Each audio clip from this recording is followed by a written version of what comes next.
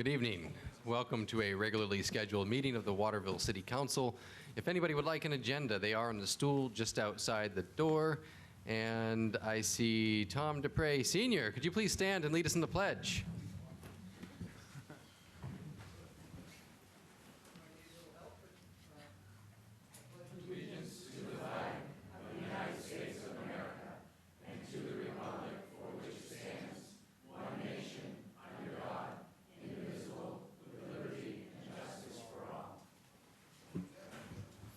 Thank you very much. First up, we have a disclosure of conflict of interest. Is there any counselor that feels they have a conflict of interest with a vote they'll take tonight? That would be a no. Next on the agenda, I have the approval of the consent agenda. Could I get a motion for the approval of the consent agenda? So moved. Second. Is there any discussion? All in favor? Moving on to unfinished business, Resolution 111, 2019. Move to read by title only. Second. All in favor? A resolution providing for authorization for sale of a property, Sterling Street. Can I get a motion to adopt? Move to adopt. Second. Is there discussion? Yes. I'd like to take this off or vote no. Would you like to make a motion to table indefinitely? Yes. Which would kill it? I would like to make a motion to table it indefinitely.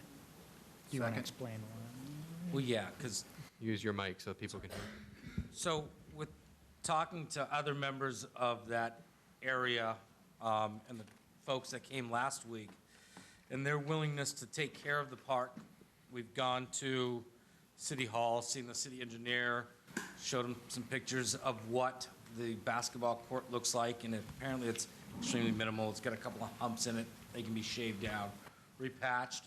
And then with the families there abutting that property and throughout the neighborhood, we're looking at making that into a green space that has some benches and some raised gardens that the community will take care of, sort of take it off the city's hands. Which really they're taking care of it now. Yes, Is that they are. accurate? Yeah. He's out there mowing that. Yeah. So, I mean, Parks and Rec won't have to go out there. We save somebody there, but we can really save that park and do something with it for the neighborhood. Okay. Is there a second on that motion to table? I'll second. Oh, Mike seconded. okay. Is there any further discussion on this? All in favor of the motion to table? Thank you. Next is Order 112, 2019. Move to read by title only. Second. All in favor? An order providing for sale of city property, Airport Road. Move to adopt. Second. Discussion. Could I get a roll call, please? Councilor Morris? Yes. Councilor Bofia? Yes. Councilor Smith? Yes. Councilor Mayu? Yes. Councilor Coelho? Yes. Councilor Tate? Yes. Councilor Thomas? Yes. The vote is 7 in favor, 0 opposed. Moving on, we have Order 113, 2019. Move to read by title only. Second. All in favor? Sale of city property off Airport Road. Move to adopt. Second. Discussion. Eric, you have something? Mike, the only issue was who was going to pay for the survey. Is that correct? That's right. You asked me to get that number for you by tonight, and that survey cost is estimated at $2,000. Are we prepared, is the city of the position that we're prepared to pass this as is, or is there an amendment needed? I would move to add language saying that the city will bear the cost of the survey if the sale is completed, and the potential purchaser will bear the cost of the survey if the sale is not completed. Somebody want a second? Second? So that's a a motion and a second to have it so that the city will bear the cost of the survey if the sale is completed. If the sale is not completed, the potential buyer would take on the cost of the survey. Could I ask a clarifying question? Of course. This order does not talk about a potential buyer. It talks about Mr. St. Peter. Is he still the intended purchaser? Yes. Leo is here. If we have questions for him, I'm sure he'd be happy to come up. Okay. No, I just wanted to make sure that that was still moving forward. Leo, would you like to come up?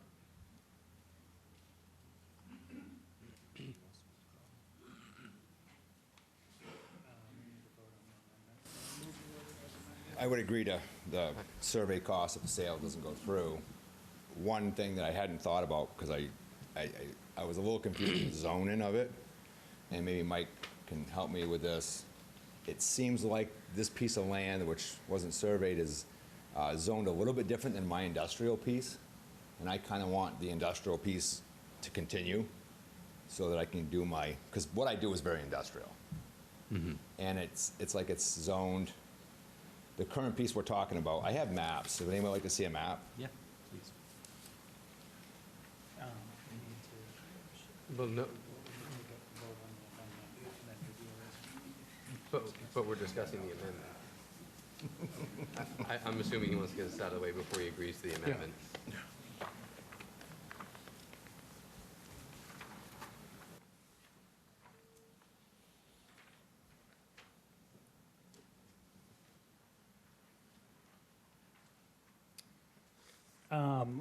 We can't address the zoning issue right now, Leo. It has to go through the planning board. So, I mean, you could certainly wait until that process plays out to decide whether you want to, go through with the sale or not. But the council would first have to refer it to the planning board, who would then have to review whether or not they want to recommend to us to change the zoning, and then it would come back to us. You're probably looking at a minimum of a month for that to play out. I'd be willing to wait the month. My question to Mike would be, if he knows the answer, can it, because of the way the airport is structured, can it be rezoned? And it would just be a matter of whether they're willing to do it or not? Is that the answer? It certainly can be rezoned, but exactly the way that Councilor Thomas just explained it. Yeah, I'm fine. I'm absolutely fine with taking that chance, as long as it can be. That's Right. what Possibly, And we could certainly, I'm sure, make closing contingent upon that, so you're Yeah, not just the getting- industrial thing is very crucial to what I do. And with this map, the other thing that I was kind of hoping is, we talked about the road construction. Is very expensive. You can see on my map, I have proposed road. This is the quote-unquote paper road the city has laid out. Through there, the initial survey, would you call it, Mike? You said the center line of this road was kind of placed. right, correct. So I kind of drew this based on that, what the city had done, and then the estimated 11 acres was that would be what I would be purchasing. We don't know exactly how many acres, because it hasn't surveyed yet, but give or take. That way, yeah, that's what I want to do, and I'm good with that. Okay. Great. We'll take a vote on the amendment then. I assume you're okay with that amendment. All right. Motion on the floor is for the amendment regarding the property survey. All in favor of the amendment? So that's unanimous. Now, can I get a motion to move as amended? So moved. Second. Is there any further discussion? All in favor? Wonderful. Thank you. And next, Order 118, 2019. Move to read by title only. Second. All in favor? An order providing for approval of forfeiture. Move to adopt. Second. Is there discussion? Could I get a roll call? Counselor Morris? Yes. Counselor Bofia? Yes. Counselor Smith? Yes. Counselor Mayu? Yes. Counselor Aquillo? Yes. Counselor Tate? Yes. Counselor Thomas? Yes. Vote is 7 in favor, 0 opposed. And I want to apologize to everybody. We should have done a roll call on, That was the one, the first reading of the last. Because you postponed it. because we postponed it. Okay. You're Yeah. good. All right, we'll move on then. Ordinance 119, 2019. Move to read by title only. And second. All in favor? An ordinance providing for amendment to administrative ordinance. Move to adopt. Second. Any discussion? Take a roll call, please. Counselor Morris? Yes. Counselor Bofia? Yes. Counselor Smith? Yes. Counselor Mayu? Yes. Counselor Colell? Yes. Counselor Tate? Yes. Counselor Thomas? Yes. Vote is 7 in favor, 0 opposed. And finally, under unfinished business, ordinance 120, 2019. Move to read by title only. And second. All in favor? An ordinance providing for amendment to licenses and permits ordinance. Move to adopt. Second. Is there any discussion? I will take a roll call, please. Counselor Morris? Yes. Counselor Bofia? Yes. Counselor Smith? Yes. Counselor Mayu? Yes. Counselor Colello? Yes. Counselor Tate? Yes. Counselor Thomas? Yes.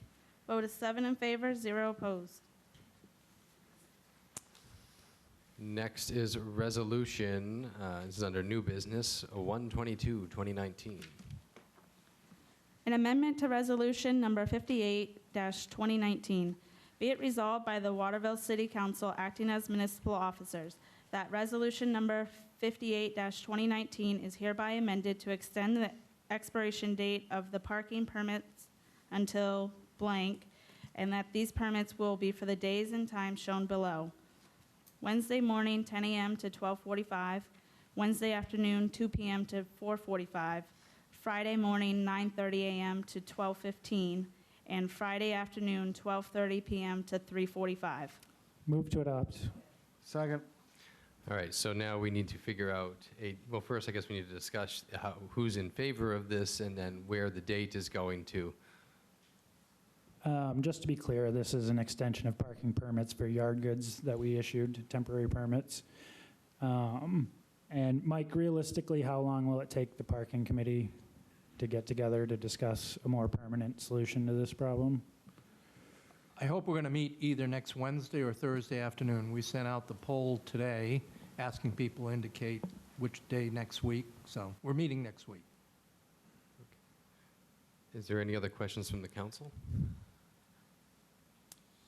Would you like to come up, Ms. Bowden? You bet. Yes, could you come right up to the podium?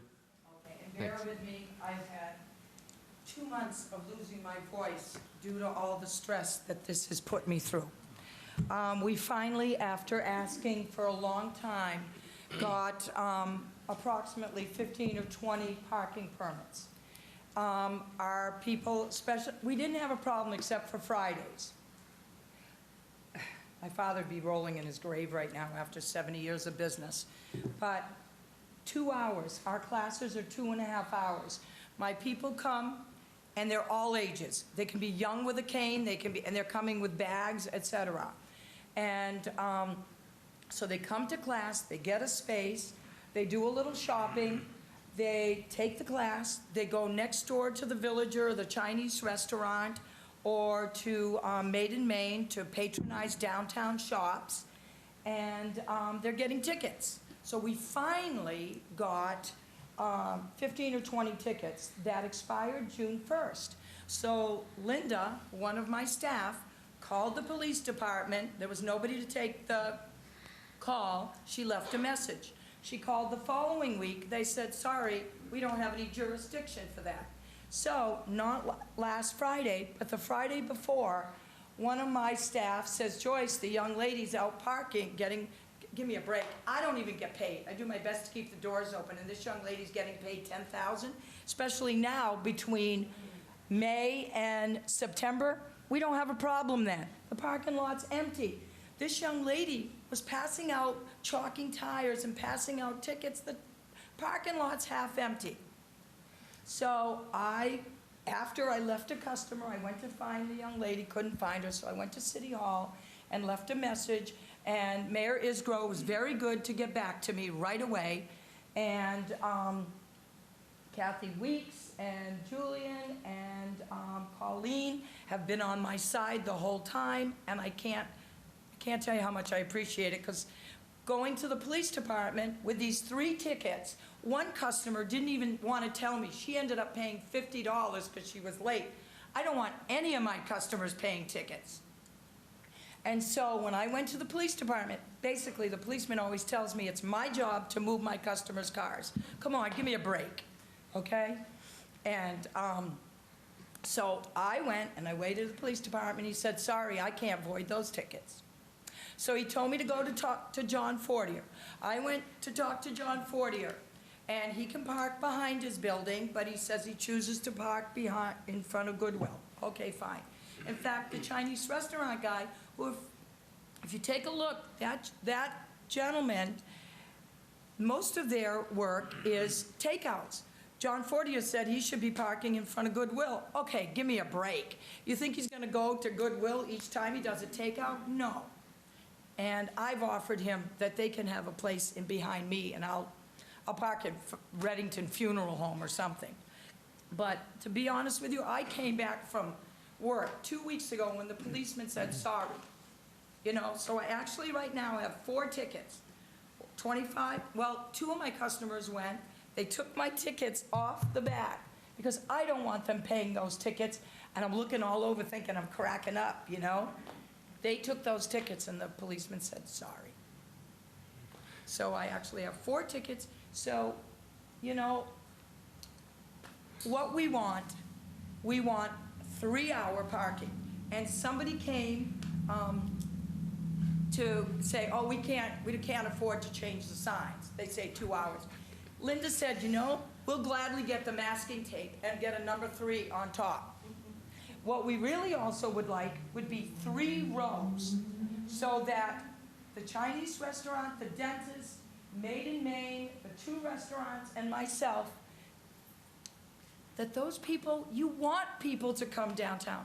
I don't want anybody getting parking tickets. You want people to feel welcome. You're going to feel welcome. My customers, 1 out of 5 complain. I mean, every day when I go to work, it's a nightmare. My husband's had it with me. My husband's like, do they really want to kick you out of Waterville? But I love that. My dad would roll in his grave. Thank you. And thank you, Mr. Mayor Iskro. You are so fantastic. I can't even applaud you more. Thank you. I got 175. We actually got more, but I had a new grandson born a month early, high risk. So I'm kind of a little bit off the wall. More than we usually do. Colleen, thank you. Sure. Elizabeth, thank you. Colleague, I'm just going to give a little background. I'm happy to have you come up. A little background on this for those, if you're just catching up. There's been a lot of growing pains with downtown development. However, one of the issues we know we have had to face is parking.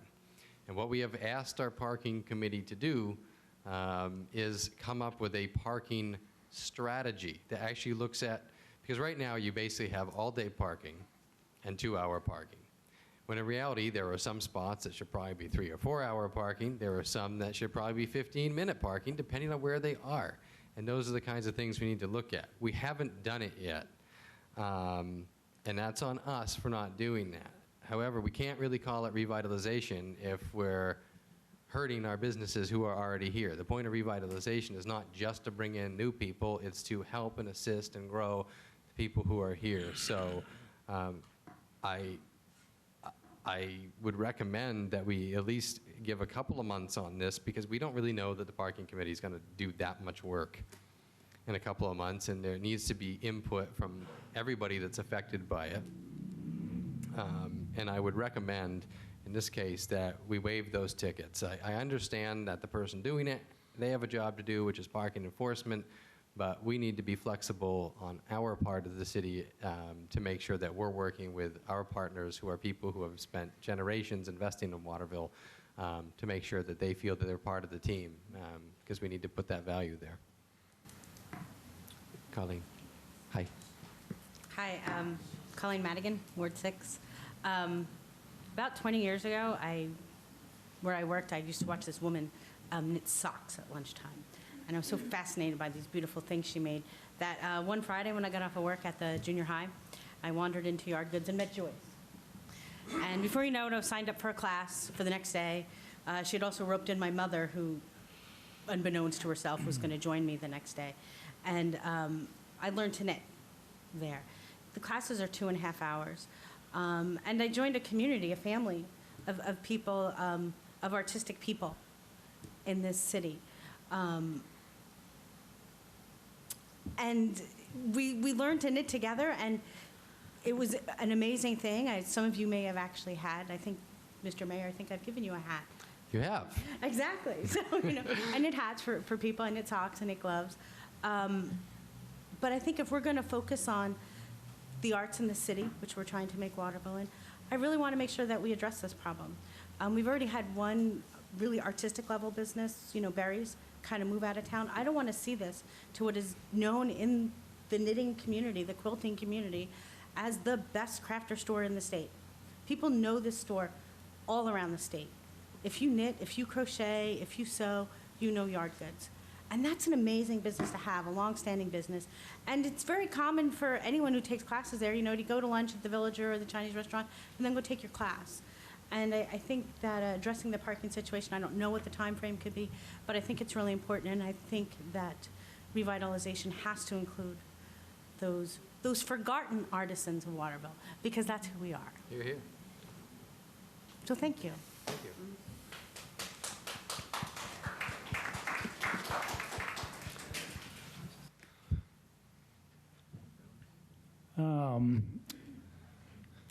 I was the counselor who put this on the agenda the first time and really pushed and it was meant to be a temporary solution so that we could come up with a permanent solution. Unfortunately, nothing's been done since we put it on the agenda the first time. I will, however, say that we do have to be careful because there are a lot of businesses that want special accommodations, and we heard from every single one of them as soon as we put these permits in place. And so that was the point of having the committee to get together. We can't piecemeal this because piecemealing it is going to it's a rabbit hole that we don't want to go down. The same thing with the parking tickets. While I'm empathetic on the parking tickets, I think if we forgive these tickets, you're going to hear from every other person who got a ticket that they don't think that they deserved. I do think there's an issue in that part of the concourse. There is no long-term parking in that part of the concourse. There's limited handicap parking in that part of the concourse. I think those issues need to be addressed. I would recommend that we extend these permits, not more than 2 months, to give the parking committee a chance to come up with answers to these problems. And while there may not be a problem right now with parking capacity, we're a month and a half away from the Colby kids being back. And so Who aren't supposed to be parking there. That's part of their contract. I understand, but it's all-day parking, and anyone, if it's all-day parking, it's all-day parking, whether you're a Colby student or a longtime Waterville resident or somebody else from out of town. It's 2 hours. We just want 3 rows, and Right. The place, tickets, they had their green card on it, and they got the ticket. right, but was it expired? Yes, because Linda called the first time, she didn't get a message. I'm just saying the place for this discussion is the parking committee. Correct. And we can't solve this problem by giving you permits, by giving the next person who asks us a permit, by giving the next person who asks us a permit. And no matter what we do, somebody's not going to be happy about it. And we're all going to have to adjust how we deal with parking downtown. But hopefully, between now and 2 months from now, the parking committee will get together and do the work to come up with some proposed solutions to this problem. Can we just say can we just add maybe that if they don't, that we just get rid of them and form a new committee? Sure. It's been like a year. It's been a year.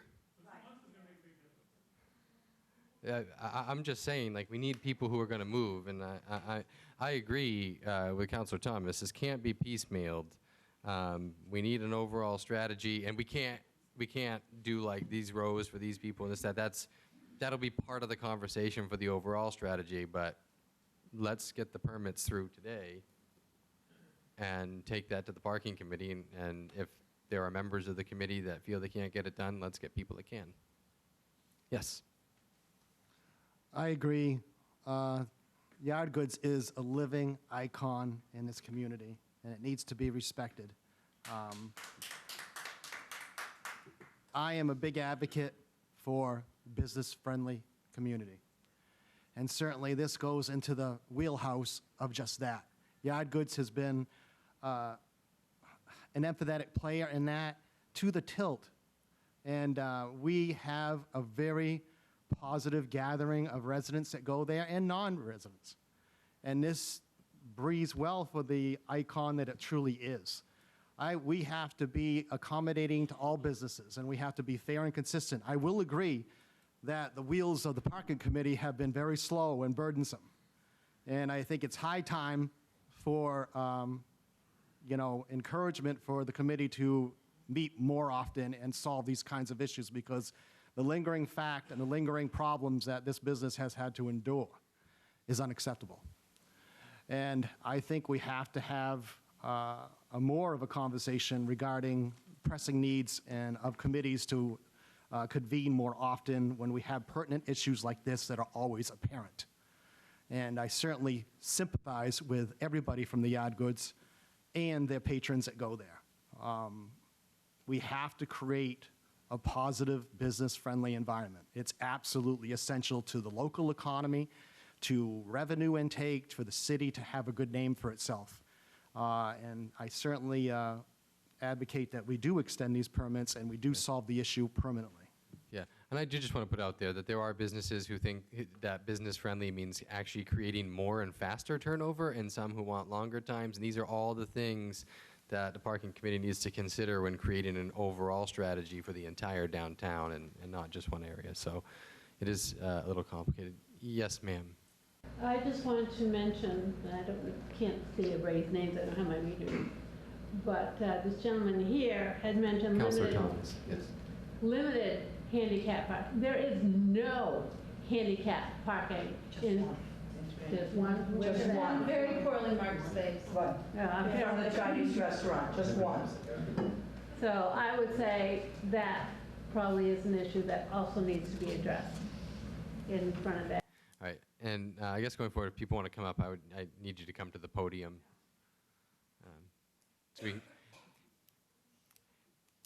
It's not that I can't hear you, it's that the folks at home can't. So. Kathy Weeks, Ward 1. Hi. I'm in total disagreement with what Mr. Thomas just said. What you have to understand, Yard Goods has been the stable for the knitting, as Colleen said, the knitting community for 70 years. And last week when I was in the store, a woman from Bangor had come down, and she comes down because she knows Joyce and she knows the product. And she was voicing to myself and to Linda what her horrendous mess it is trying to get a parking place. So she said, this is the only reason I'm coming, because of Joyce. It is ridiculous to have this parking permit 10 to 12 and all of those numbers that whoever just rattled off. Well, just for the record, it's always been 2-hour parking. We've just never enforced it.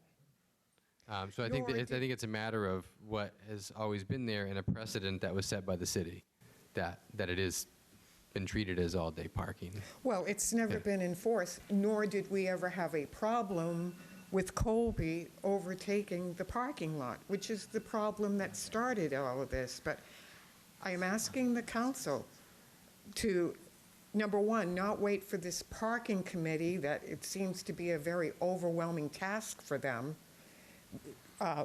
Yard Goods cannot wait another month for that kind of a solution. Well, I think we have to, they will get permits.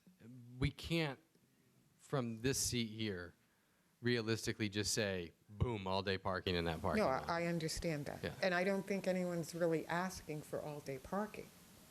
But 2 hours is definitely unacceptable. So please, let's have some kind of a solution to give these great folks tonight instead of, oh, we'll talk about it in a month or so. So, thank you. Okay, welcome. If anyone would like to speak, just make sure you come up to the podium.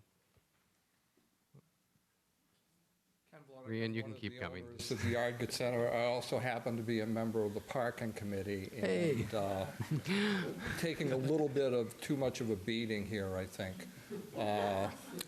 What we addressed Better take that up with your sister, you know. initial meetings that we've had is the Colby problem that turned out to be a much bigger problem than anybody even could have possibly thought. We were always under the impression from President Green that there would be no parking in the concourse. That was a promise that was made. 50 spots were to be on Appleton Street. Those were to be assigned by lottery. The rest of the spots were to be at Colby at a dedicated parking lot. That's what we've addressed over the last few months, and as Mike's aware, we've been a little off on meeting, but now that we're back shortly, I'm sure that we're going to gradually get this thing under control. Thank you. Ann Finch, Ward 6. Just saying residency stickers would solve the Colby problem pretty fast. But I'm actually here because I have a question. Yeah, show up with a main license, we'll give you one. Well, I mean, yeah, that would be the thing. You want to register here, you get a residency sticker, you can park there, and if not, you can't. like No, that. but I have a question. When you were talking about the parking committee, so the council established the parking committee and then you appointed the members. Don't you then have the authority to ask members to resign and appoint their replacements? I would imagine that, yeah. Yeah, okay. That was, I was just, if you're unhappy with how the parking commission, I don't know that, to be honest, I've committee. never fired anybody, so I don't know that I can from a committee. I mean, well, Usually committees have terms, and I guess this one, I don't know that we set terms on this one, so usually it takes care of itself, I just don't reappoint. well, yeah, I would just imagine you appointed them so you could ask them to resign and appoint a replacement. Anyway, that was just, I had a question. I'm not sure exactly, like you said, what the terms of the committee are, but it seems like that's an option available to either you or to the council to do if we are looking to see forward movement on this. Thanks. Yes, sir. Julian Payne, Ward 5. Joyce was one of the first people I met when I moved to Waterville in '93 along with Mrs. Benner. And I will confess and come out of the closet that I actually do knit, sweaters, everything. So I don't really broadcast that. I did get in a fight with a pit bull in Brunswick so this week, but I also knit as well. Brick and mortar stores are dying off, and the one thing that actually saves them is places like Barnes & Noble where you can go and spend a few hours, something you can't necessarily purchase online. And that needs to be taken into account, you know, to see Joyce go through what she's gone through in meant to be a city that is business friendly is a little bit disconcerting. I was in Kennebunkport a few years ago and I got a bogus parking ticket. I phoned the police chief and chief police and he told me to eat it, et cetera, and I phoned the city manager and told him I will never set foot in your city again if you charge me that $25. He refunded it and sent me a dinner voucher. So we go back to Kennebunkport now. So, you know, those are the extra things. And, you know, frankly, if it was my business, I'd look around for another front and I wouldn't take as much garbage. So yeah, I think this needs to be expedited quickly for a long-standing business. Thank you. Thank you.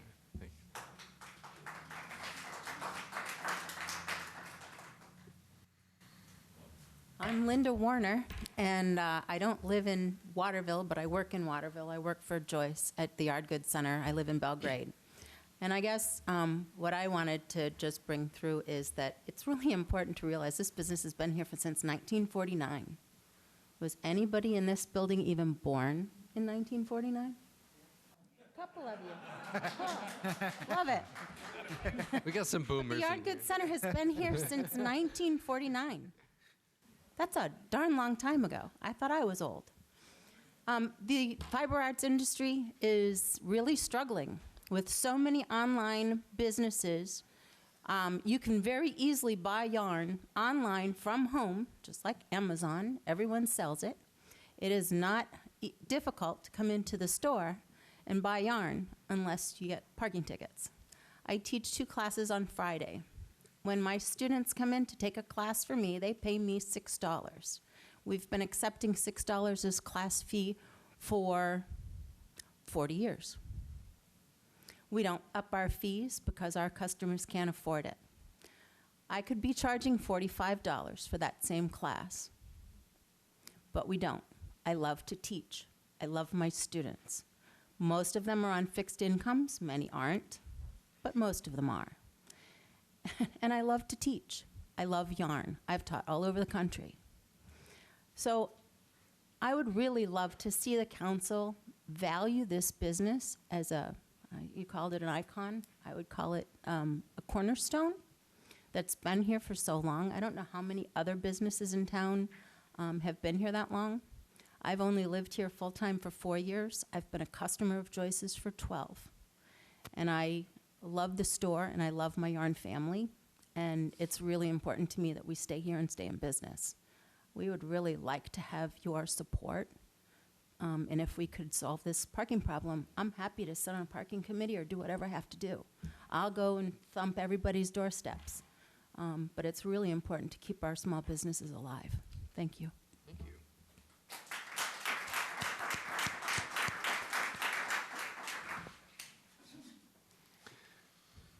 Do we have a motion for an expiration date? I would make a motion to make an expiration date of August 31st.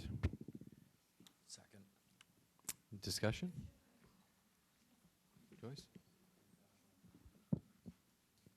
Who should I have called, Mayor Isgro?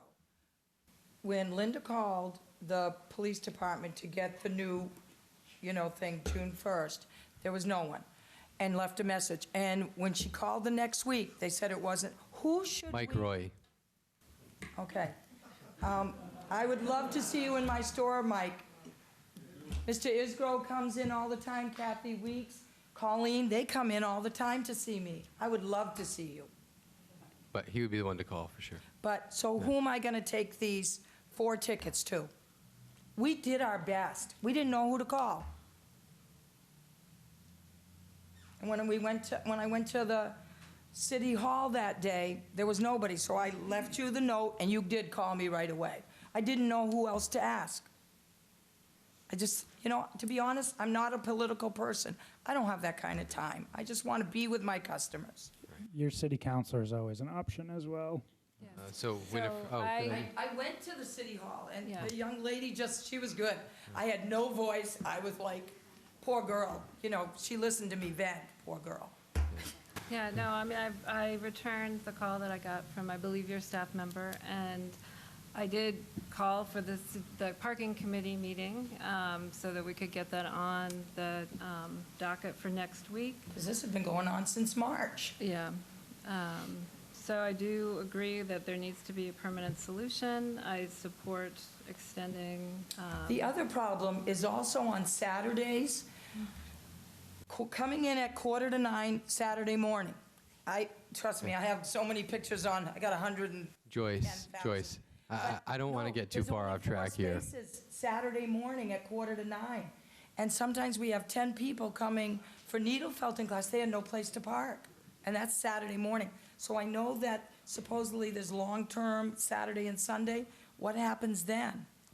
So that'll be a good, Ken, you taking notes? I hope so. I think that's in trouble here. So we have the motion is to amend to add the date of August 31st, 2019. Was there a second on the motion? Second. All in favor of the motion? And can I get it? I'll move the resolution as amended. Second. Any discussion? All in favor? Did you raise your hand, Meg? Yes. Sorry, I didn't see you on the other side of Sid's head. Okay, so those have now been extended to August 31st. And what I would recommend is either touch base with Councilor Tate or Mike and your brother just getting clued in with the parking committee. and just stay in tune with that, with the parking committee as well. And yes. Thanks. Next on new business, we have Order 123, 2019. Move to read by title only. And second. All in favor? In order providing for appropriation of municipal and school operating budgets for the period of July 1st, 2019 through June 30th, 2020. Move to adopt. Second. And we will open for discussion from the council first.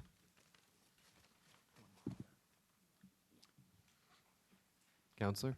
I guess I'm sure there are some questions about how we ended up with where we are for a recommended budget and increase in the mill rate. I am a member of the Finance Committee. We met last week, and while I know there is, everybody always wants to keep taxes as low as possible. And we want to see the increase this year as low as possible if there has to be an increase. But we also have to think about next year's budget, the budget after that, and the budget after that. And we need to make sure that we're budgeting responsibly and not setting ourselves up for failure next year or the year after that because we didn't think far enough ahead when we put the budget together for this year. We know because of the contracts that some of which this council has approved, some of which were approved by previous councils. We know from the contracts that the school has with their employees that we are going to see an increase on the order of about $600,000 to $700,000 every year in salaries and benefits. Those are contracted increases. Those are going to happen. And as I said, in some cases, those are decisions that this council made. In some cases, we're bound by decisions that other councils made. And, we have to keep that in mind when we're putting this budget together. And another thing is the city has been spending more money than it takes in for about 10 to 11 years now, ever since the recession. One of the things, when we started at the meeting, we were talking about, I think it was about a 0.61 mil increase. And I made the argument that in order for our budget to be sustainable, we should not be budgeting to use more surplus than what is left over from last year's budget.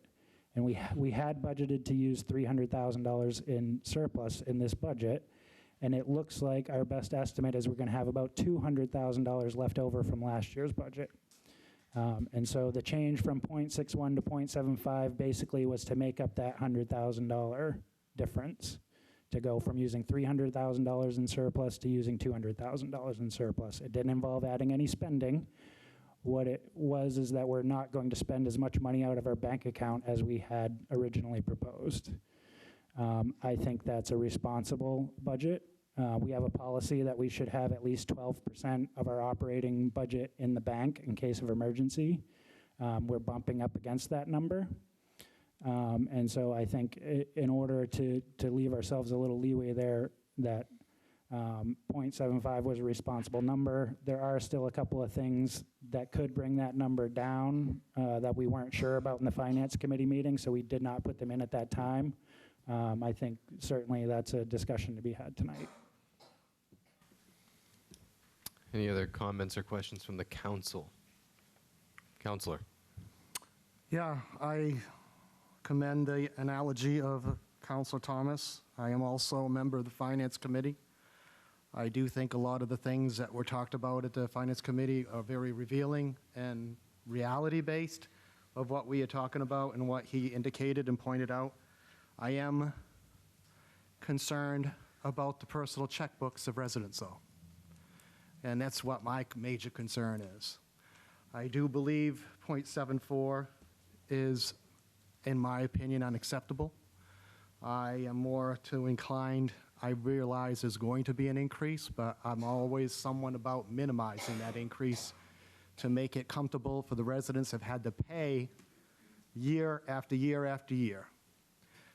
Everything is predicated on what happens in Augusta. The state the legislative process, the governorships, everything is predicated so much to the municipalities on what happens with revenue intake on a larger scale.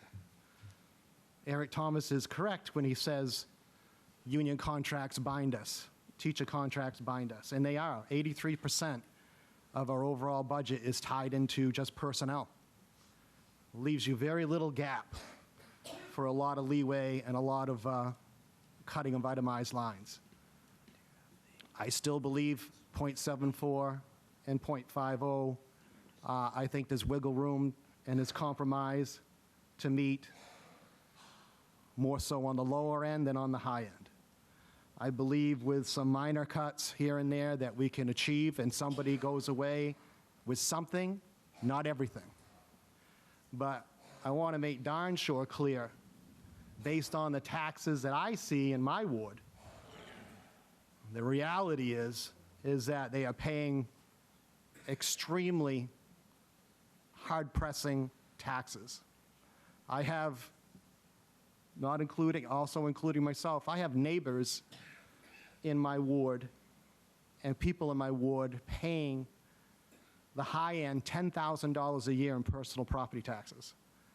The middle ground is somewhere between $500 and $7,500 a year just in my ward. I find it hard to believe that any of my residents in my ward would say otherwise right here, right now. And I know darn well that there's other wards that are in the same predicament. Some on lesser percentage here and there, but nonetheless, we have to take that into account.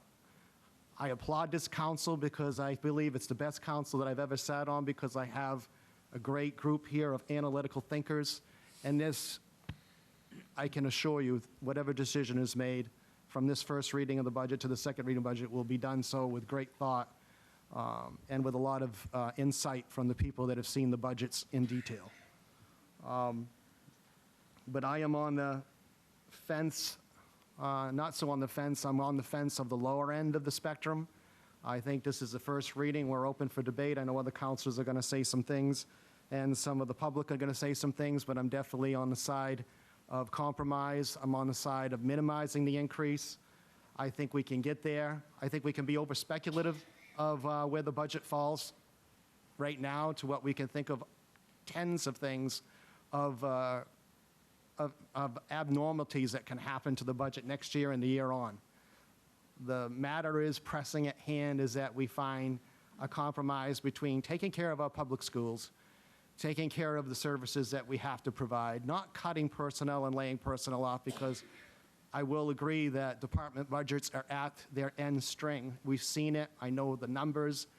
Eric Thomas knows the numbers. Several councils on here know the numbers, in full detail. Every department is really bare bones to a great extent, and I emphasize that there has to be empathy on both sides, but I do want to say that we've got to put the taxpayer first. This is the most important vote of a counselor of the whole year. This is it. We hit 2 votes. We get 2 times to get it right.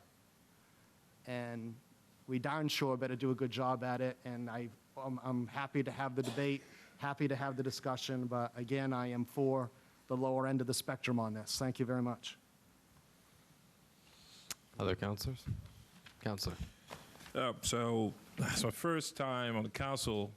It definitely has been a process, a learning process for me, and seeing how things work and how things don't work.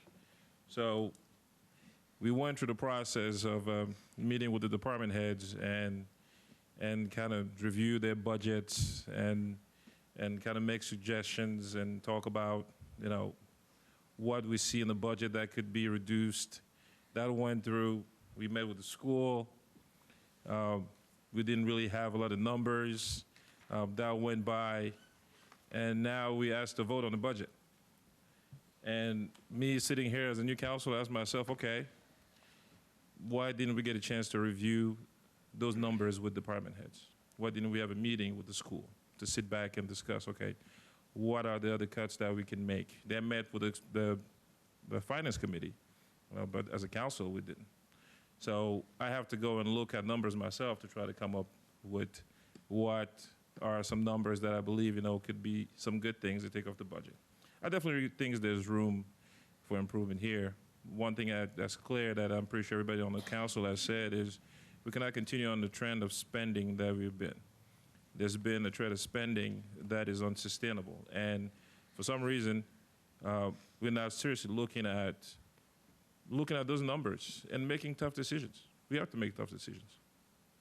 It's okay to feel like we can give all the money that we possibly can give to all the departments, but at the same time, we can't continue to ask the taxpayer to continue to foot the bill for us without really making those tough decisions to enable us to put ourselves in a better situation. So there's definitely, I believe the 0.75 is not bad. It's not bad, but it's not great. With everything that happened from the state coming through with their numbers, and some of the revitalization started to kick in, and surplus from last year from the budget, I think we can do much better as far as where we are now. And I would just want to pipe in here a little bit, even though I don't actually get a vote on this. In years past, when I've wanted cuts to the budget, I tend to make a list of them and propose them, and sometimes they get accepted and sometimes they don't. I've heard a couple councilors talk about the need to lower this. I would like to be concise in this meeting. If you have specific suggestions, please make a motion to amend and tell us what to cut. Certainly, it is within your prerogative to say you just want to cut the city or the school by X amount of dollars. You don't have to say what the specific line is. However, it is helpful to give credence to your thought process. But I do just want to ask the council to get specific. Like, if you want to amend, make a motion to amend, because talking in platitudes isn't very helpful.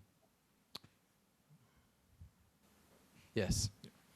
So, I mean, we can go through the specifics and kind of talk about it, but I think we're going to need another meeting for that to happen, because as far as cuts that is proposed, there's so many numbers in here, just looking just at the school budget, going through this massive book, where those numbers, they didn't make any sense. They didn't make much sense. So I believe that for the taxpayers this year, between 2.5, between a quarter or a 0.5% a mill rate will be a good way to start.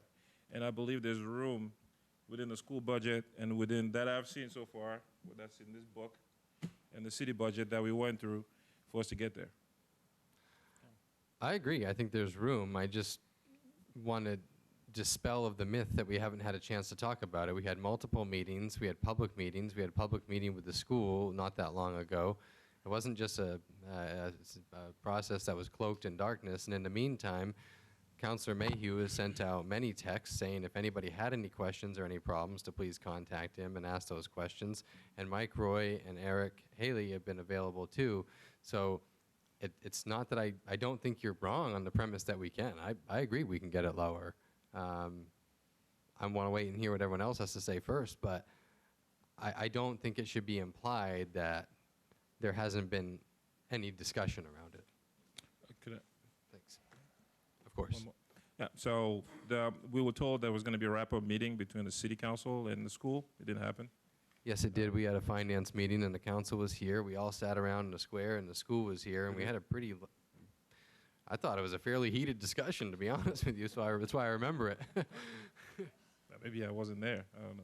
But I think you were. Okay. But anyway, yeah. we don't need to debate that. I'm just asking if people want to make a cut, make a cut. And if you don't and you think it's great, let us know. Do you have a specific number in mind? A $0.25 million. No, like actual dollar figures, like you would like the school to cut or the city to cut? As far as numbers, I mean, I didn't total numbers, but I can definitely have that. Can you give me a ballpark? Several thousands of dollars. I don't have the exact numbers. So what, $100,000? On both sides, city and? I believe, yeah, we could get there. Mike, do we have things that we want to do to reduce our city side of that budget? I know we discussed getting rid of $15,000 to shredding on site. I mean, I know that there's ways that we can lower this on our side. I know that we have other revenues coming in that we know are coming because we just sold that parcel on Airport Road. I mean, that's money. What did we just sell that for, $70,000? Yes. So I'm in agreement. I've been talking to my counselors for weeks that I really want to be at $500,000 or less. Do I have all the answers to how to reduce that money? No. But every year we hear that we can't have a budget in a vacuum, that we have to project for next year. But I always get projections of what we're going to spend. I have no projections on really how much extra revenue is going to be coming in. I know that the city has a finance committee and you guys do that, but we don't always get all the information that's coming from that finance committee. Yeah, go ahead. Well, we know, there's a couple things we know for sure. One, we know that on average, Waterville's total valuation is about $725 million, Mike, taxable valuation. We know that historically that has gone up about 1% a year, so about $7 million a year, and that's new things being built. We don't reevaluate all of the property every year, so even though there may be new value in some of the existing property, we don't realize that until we do a revaluation. We do know that next year we'll see an additional $300,000 from the changes the state made to the homestead exemption. We also know that we'll see $450,000 because of the revenue sharing will go from 3 to 3.75 next year. But this council also is talking about a bond, Yep. which could be a $500,000 payment. That's going to eat up a big chunk of that money. I mean, you can look around the city and see what's happening for construction projects. I mean, that's the best way to project so what's being constructed, what's going to be built, what's going to be taxable as of April 1st. I mean, you look around, what do you see? The Colby Hotel's being built, but that won't be done until the fall of next year. So likely we're not going to see the revenues from that until 2 budgets from now. The project across the street here that we approved a TIF for is probably 2 or 3 years away, and even so, we're giving a large portion of that money back to them. I don't see. I mean, what are the other big projects in town? In order to be sustainable, to not have to raise the mill rate, we would have to see about $25 million in new value every year. That in order to just be able to pay for the contracted increases in the budget. Or eliminate the union contracts, which probably isn't going to happen. So, not saying it could. It's not all predicated just on the real estate. We get fees and we get revenues. It mostly is the real estate. Yeah. Put this in perspective. To get this from 0.74 down to $500,000 increase, we need to come up with about $182,500. So that's really if that's your goal, that's the ballpark we should be speaking to. Eric, I don't know, have you heard anything about any additional revenues on your side, or are we still where we were before?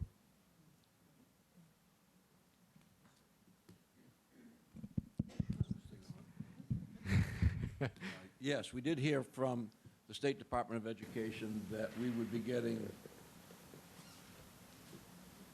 $234,854.09 more for the Mid-Maine Technical Center.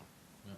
But as I explained to the council at the last meeting, the way the finances work for CTEs, technical centers, is that they now keep their money. They're treated as a separate entity from the school system, which means that money doesn't benefit us a whole lot, but it does give us some help. And I gave those numbers to Mike and to Aaron this morning so they could rework this. What it means is that we will not have to use $149,940.74 as a revenue from the MMTC's undesignated fund. So, Mike, the email that you sent out this morning, that helps that situation? Which that's actually, when we calculate our 12%, that's actually part of our overall 12%. Correct. It's not like there's a separate jackpot, correct? Correct. That's why it helps that situation. The tech center did add, once they found they had the extra revenue coming in, they did add $76,818 worth of expenses, $45,000 for a new program's equipment, $4,000 for a national robotics competition, and $27,818 for paving and landscaping, which adds up to $76,818. If you take that $234,854.09 increase in revenue, subtract out the additional spending of $76,818, subtract out the undesignated fund contribution they were going to make, the minus $149,940.74, you end up with a gain of $8,095.35, which we have decreased what we're requesting from local taxes by that amount. Now, what that, and this is too complicated to. Is that why it went from 7.5 to 7.4? Yes. Yes, that explains the 1/10 decrease. Thank you. I wondered about that. And I'll leave it at that. Okay. Well, the adult education we did not get, or we're not going to get this year. That was Okay. about $47,000. We were hoping for. That's right. That was the number we were really had discussed. Okay. Thank And you. they have to pay it to us by the end of next fiscal year. Okay. Councilor Could we Tate. apply the $70,000 for the purchase of the property, excuse me, to the budget as part of an effort to reduce the mill rate? Are you sure that's going to happen? The 70,000? The 70, you're talking. That's what she's talking about. about the. We're not talking about. About the other sale. We're not talking about Not Leo. talking about the other side. Yes, I mean, you've approved that, so I believe that is going to happen, and that certainly could be applied. Right. Okay. We need to make that happen. Is there a, could we get a motion, would anyone be willing to entertain a motion to add $70,000 to the city's revenue? Yes. Yes. I'd like to set that motion. Is there a second? Second. Now, that's, motion is on the floor for discussion, Councilor. I guess my only caution would be, it takes time to close on the property, and we don't know, I mean, what happens if that deal falls through? You know, it's not as though it's a done deal, we have the money and we just hadn't applied it to the budget. It's something that we just approved tonight. I assume there's still rigmarole they have to go through with the bank, or, you know, to finalize the sale. How sure are we that this sale is going to come to fruition, Mike? I think we're very sure that it's going to happen, and happen fairly quickly. Knowing the individuals involved. Throughout this year? Going to happen this year? Oh, I think it's going to happen this month. I mean, July. the budget's for the whole year. Yeah. I mean, correct me if I'm wrong, Mike, but we're talking about a well-defined real estate broker is Yeah. behind this deal, so I have no speculation about the money not being there. I mean, it's going to be there. This is something they wanted to put on the agenda. We have it on the agenda. I think it's a slam dunk thing that we're going to have that money. Famous last words. Yes, Councilor. Okay.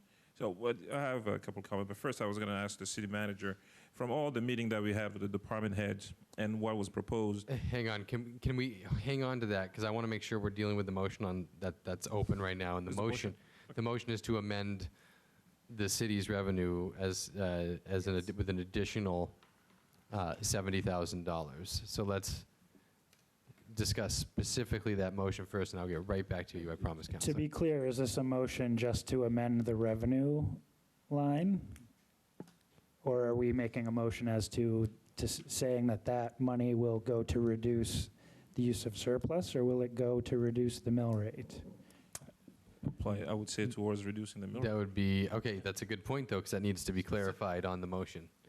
You know, unless city council decides otherwise, the sale of money from the sale of property goes into the general fund, the surplus.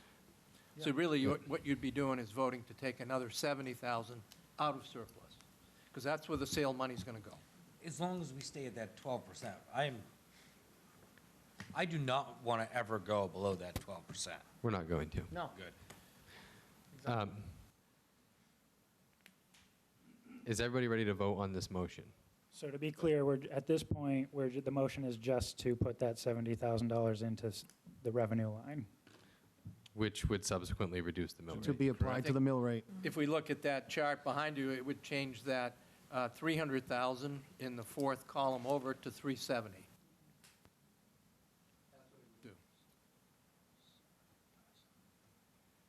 Okay. I still don't think it's clear, and I also think we should put it all into one motion, but, okay, so we're saying, so 70,000 would be about a tenth of a mil. Correct. So is the motion is to put that $70,000 into the revenue line and reduce the proposed mill increase to 0.64? Yes. Yeah. that Correct. is the motion. And hopefully find additional money to, We can't put that in the motion. Correct. Okay, I just want to be clear what we were we're voting on. Councillor Tate, did you have something? Okay. All right, all in favor of the motion? Can I get a motion now to move as amended so we can open discussion again? So moved. And second. Okay.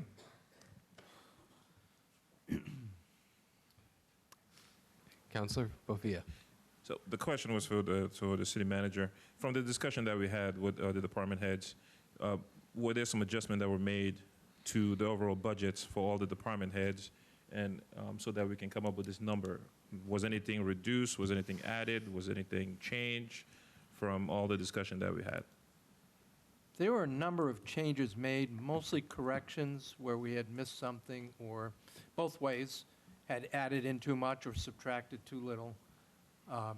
So those were the kind of changes that were made, but not, I mean, unless the council says we want that particular line reduced by $5,000, that was not done.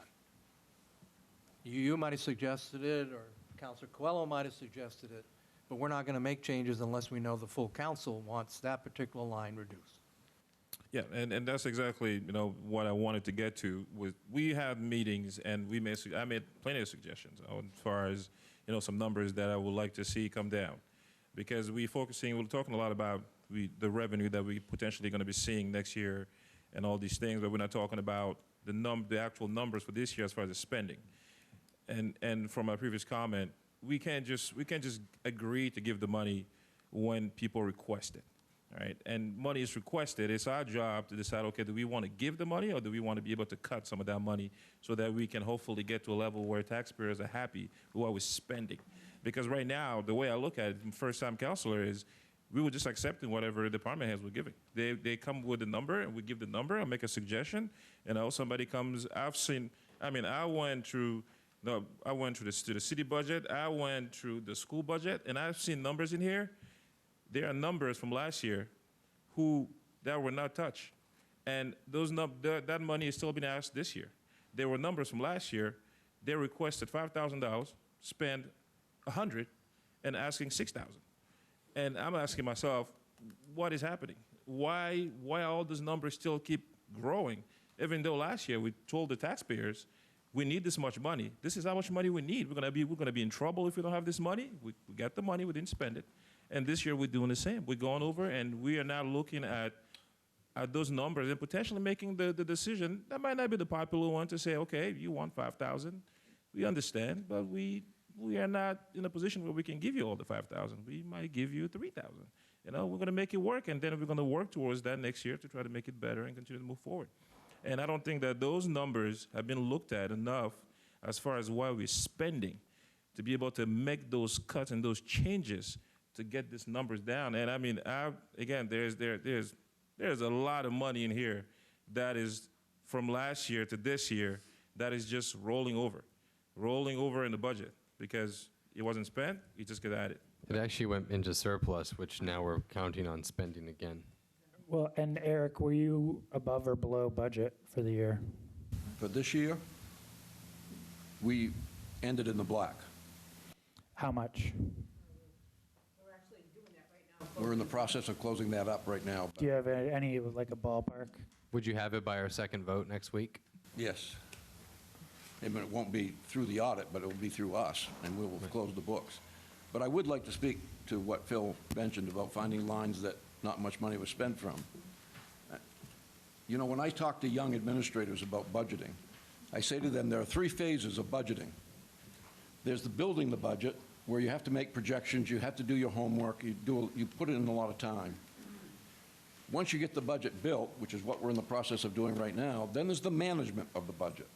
And that means that you have to be watching that budget all the time, and you have to anticipate that you're going to have to make changes. For instance, we've talked in the past about the need for hiring a new special ed person, maybe an ed tech or something, because a child moves into this community that needs a one-on-one that we didn't budget for. So I talk with that principal and I say, okay, we've got to get this person, but you've got to give up something because we don't have any more money.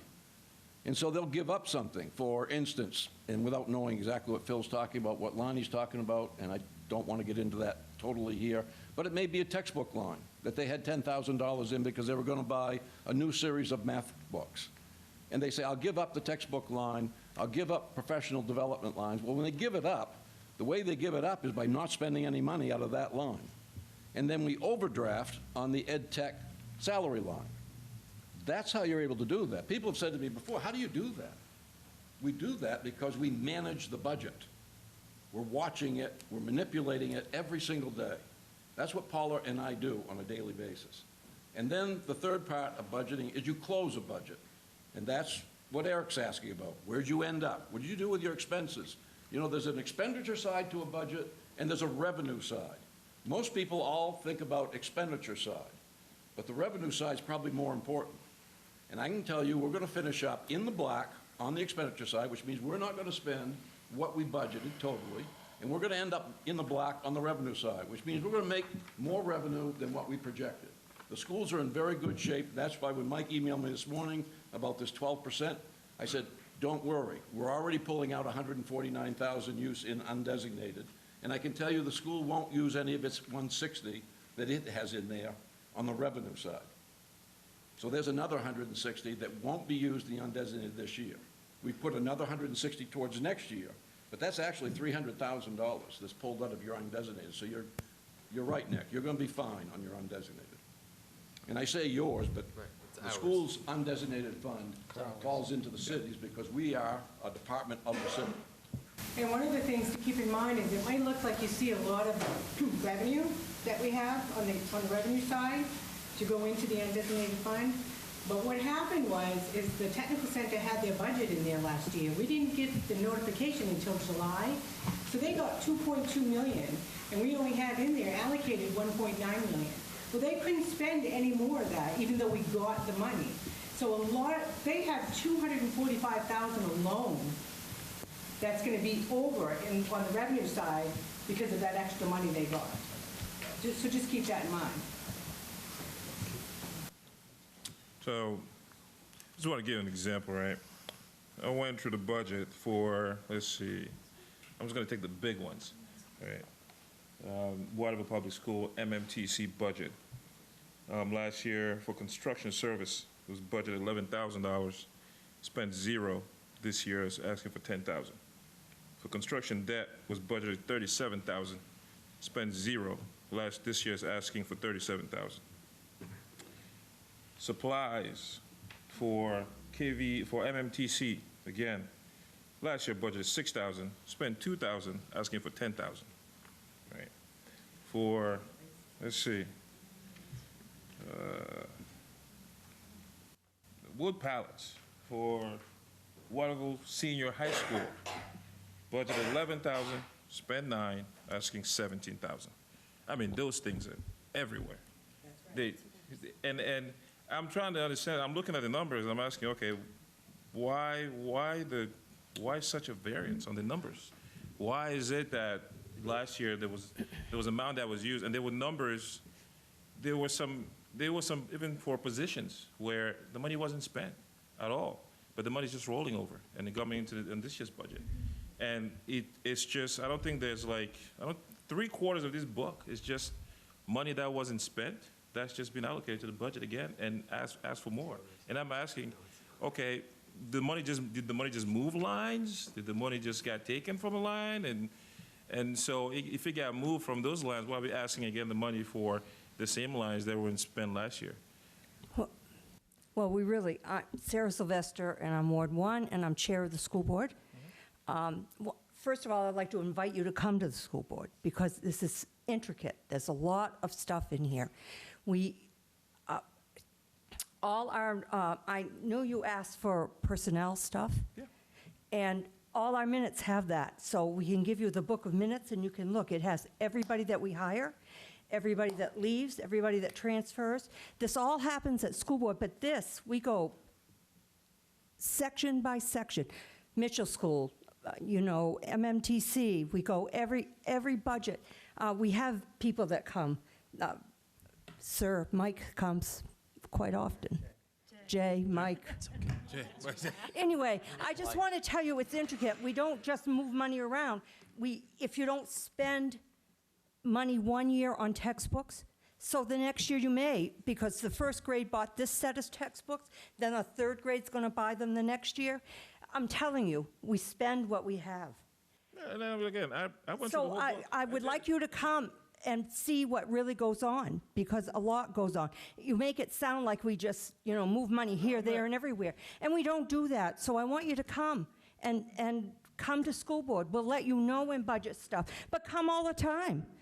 We could use you. Come on and see what really happens with schools. Absolutely, and that's something that I could definitely do more. But I'm speaking on the numbers that I see, right? What I was given when we asked for numbers. The numbers are here. I'm not making up the numbers. The numbers are in the book. And All right, can we hang on? Excuse me. Again, we don't want to get in the back and forth of. Can we have some order here? Thank you. Pam Trinwood. I'm from Ward 7, and I serve on the Finance Committee. I know this is your first year on the City Council, which there's a big learning curve. The City Council does a city budget. We do the school board, the school budget. If what you were saying is true, we would end the year every year with, hundreds of thousands of dollars, which we don't. Last year, we ended the year with like $56, which was pretty close to the edge. We try very hard to save our undesignated fund because it's part of the city, but it's also good financial stewardship on our part. The City of Waterville funds, our school is funded below everyone else in the whole Central Maine area. We are in the bottom third of cost per pupil. So we are not overspending city money. The City of Waterville, towards our budget, is putting in $8 million of our $24 million budget. We're highly funded by the state, by the federal government, and outside revenues that we work very, very hard to get. Maine Care, and all of those issues. The things that you don't understand is that if we have to hire an ed tech, we don't have a choice of whether we can hire them or whether we want to hire them. We have to hire them. If someone moves into our community that needs individual care or needs special education, we are legally responsible to give them that. So to do that, we don't come to the city, as you will all admit, and say, we need another $40,000 because we had this kid move to Waterville. We don't spend some of the lines. So we're good stewards of our budget. We don't always spend the lines in the buildings because we need the money to pay for an ed tech. We have ed techs come and go during the year, so we have because we don't pay what everyone else does. The employment rate is so low, we struggle keeping ed techs and bus drivers. I'm sure you guys have trouble with some of the lower ends in your budgets. So we have a lot of coming and hiring and leaving. But that's posted every single month, every week on our policy, on our agenda. And if you are interested in how many people are hired and how many people are fired, we don't create new positions during the year, except in the Department of Special Ed. We only replace teachers that leave. We don't create new teachers. We don't say all of a sudden, oh, wow, look, we've got all this money. We don't, that's not how we work. The number of teaching positions have been established. We follow those. We follow the guidelines we're using. We don't have the money that you're looking through our budget and you have no understanding of how the budget's made. If you want to learn about the budget, I approve you to join Jay, who was there at every single budget meeting. So he's very aware of how detailed we are and how hard we work. Okay, so I wanted to comment about the positions. I read the minutes. I actually read a lot of them, and I sorted the positions. I did my homework before I come and speak about things. I sorted the positions, and what the minutes don't tell me if that position is a new position or if it's just a replacement. So I emailed Eric a month ago to Well, ask him there were no- about that. The only new positions we hired, and so now you know. I'm just responding to your question. I emailed him about a month ago to ask him about that specific question. And Can we actually, let Counselor finish? Yes. No, I'm saying I want to hear you finish. Yeah, and I didn't get an answer from him. I emailed him again. He emailed me this morning and told me that my question that was a month ago. That my question was in the queue, and he will get an answer for me. So at the end of the year, we also do the financial, we do the payroll, we do the bookkeeping for Winslow, Vassalboro. We get paid to do that. We have financial responsibilities. We're closing books. July 1st, our employees that work for us, that work for the school board, are working on getting our books done. You would love to have had more numbers today or known where we were. So he doesn't, and he shouldn't be, I'm sorry, he shouldn't be responding to emails about, he just doesn't have the time and he shouldn't be doing that. And if you have questions, you should be emailing someone you should email Sarah, who's chairman of the school board. So my job is to make sure that I have all the information that I possibly can have in order for me to make an educated decision on the budget, right? So if I ask questions, it's for me so I can take a vote and make a vote with accurate information. If I don't have the information, I'll ask questions. And if those questions cannot be answered, I can't make a decision, right? And that's why I ask questions. And that's why I was hoping that we would have some kind of wrap-up meeting with the school so I can talk about all these things and somebody can answer my questions and so forth. And that's why I emailed Eric a month ago and asking for answers about those questions. I didn't get answers, right? And then people keep telling me I don't understand the numbers. When I ask questions, nobody answered them, right? And then I come here and then we hear and people tell me I don't understand. If you provide me answers, I can sit here and then when I ask to vote on the budget, I can make a vote because I have the information. Again, I don't care who the person is. If you take this book and you read it, it's a big one. It took me a lot of time. If you read this book and you see what's in here, I read it every year. But yeah, I do it every year. anybody in their right mind will be like, something is wrong. Something is not. And then I just want somebody to explain it to me and let me know what's happening. So I explained it. We only hire, the only positions we hire that we had not budgeted, we pay for by not using other lines, and it's only done for ed techs, for special ed. Yeah. We do not hire any new positions during the year. Just one last comment. As far as the positions, okay, I was told, actually by a school board member, that there are documents. It has nothing to do with numbers. There are documents, actual papers that show who is a new hire and who is a replacement. There are forms that are signed by those people when they get hired. That's right. That's why I asked Eric. That's right. That's why I asked him for it. And I never got that. And it sits in the cabinet in the office. I'm more than welcome to come and look at them. I just have somebody tell me, hey, we don't have time to print them for you. Come over and look at them. I will come. But if I don't, I'll work with what I have. Right? And that's what I did.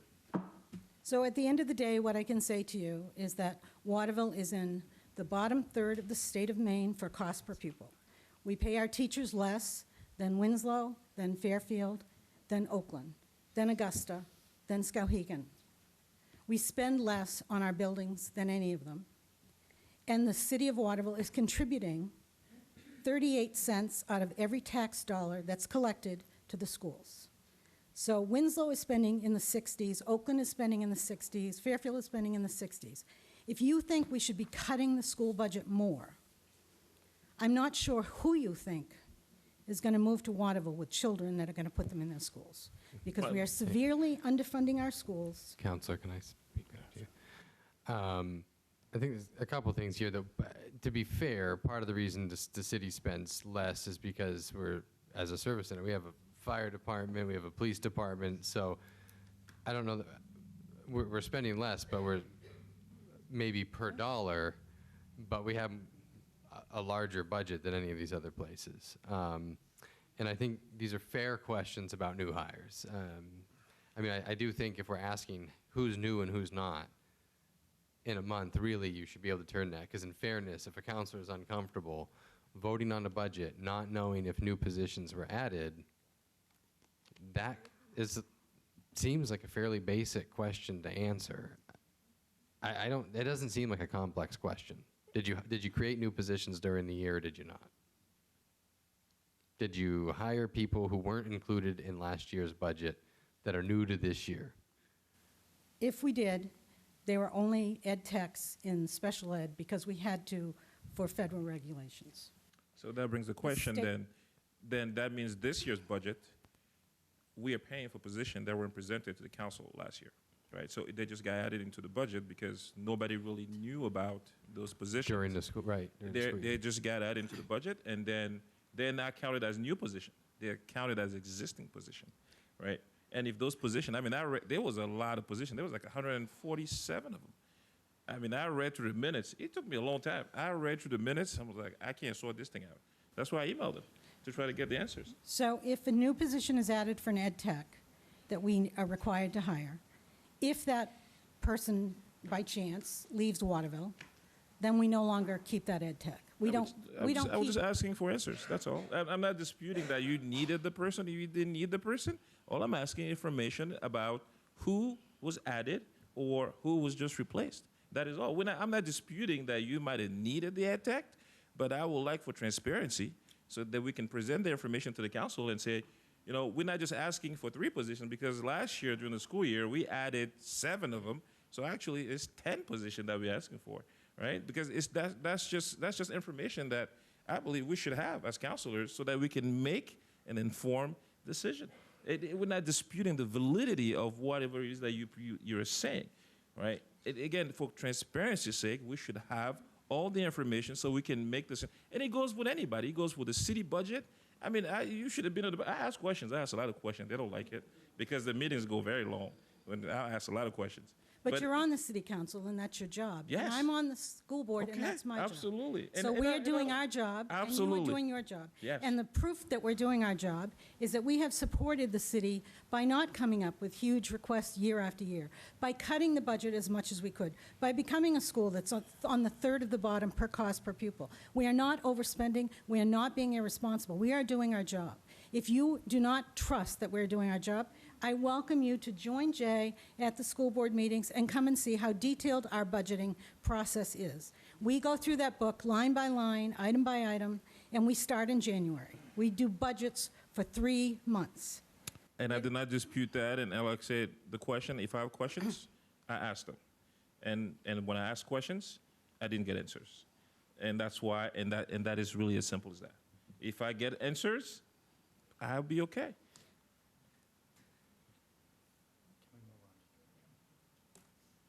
Yeah, I think we should move on from this point. I don't think there's anything wrong with asking questions.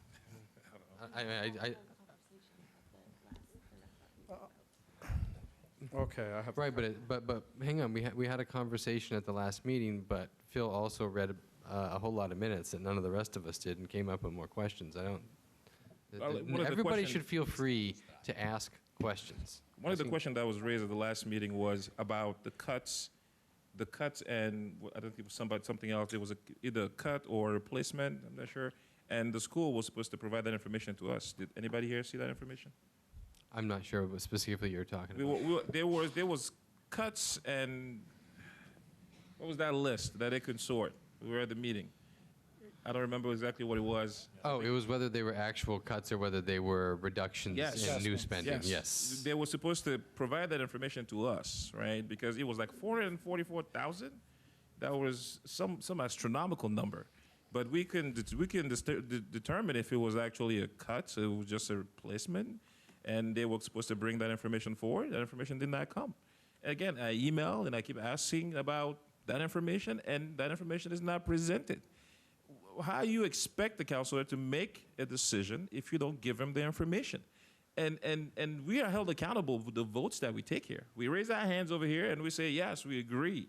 I cannot agree on something that I don't have information on. And it doesn't matter if it's a school budget, if it's a city budget, it doesn't matter whose budget it is. And Mike will know. I will ask the question. And if you don't answer the question, I can't vote on something I don't have answers for. Okay. I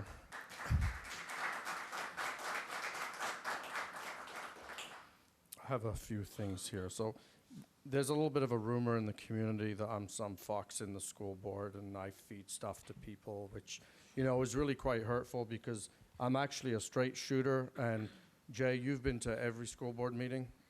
Have you ever heard anything different from me than I've ever said in a board meeting? No, but usually I go to camp. Right. So I'm the guy that'll ask the questions, bring up concerns.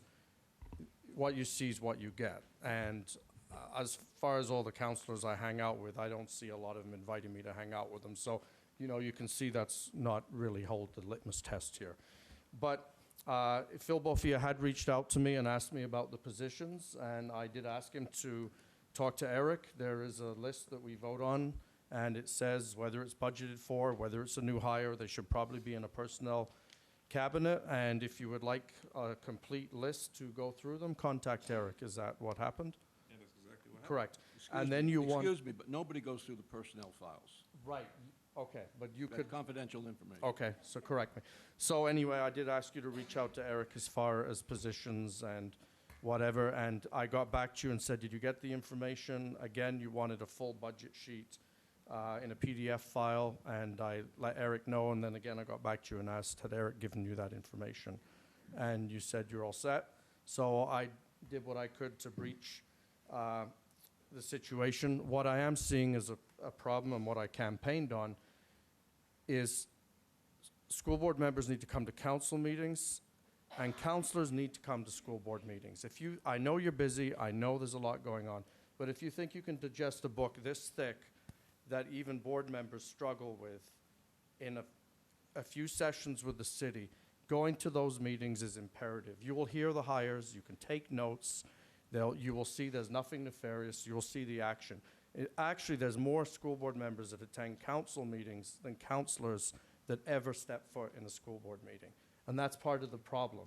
Not just counselors, I think there's one person there in the whole community that attends other than people that actually have to be there.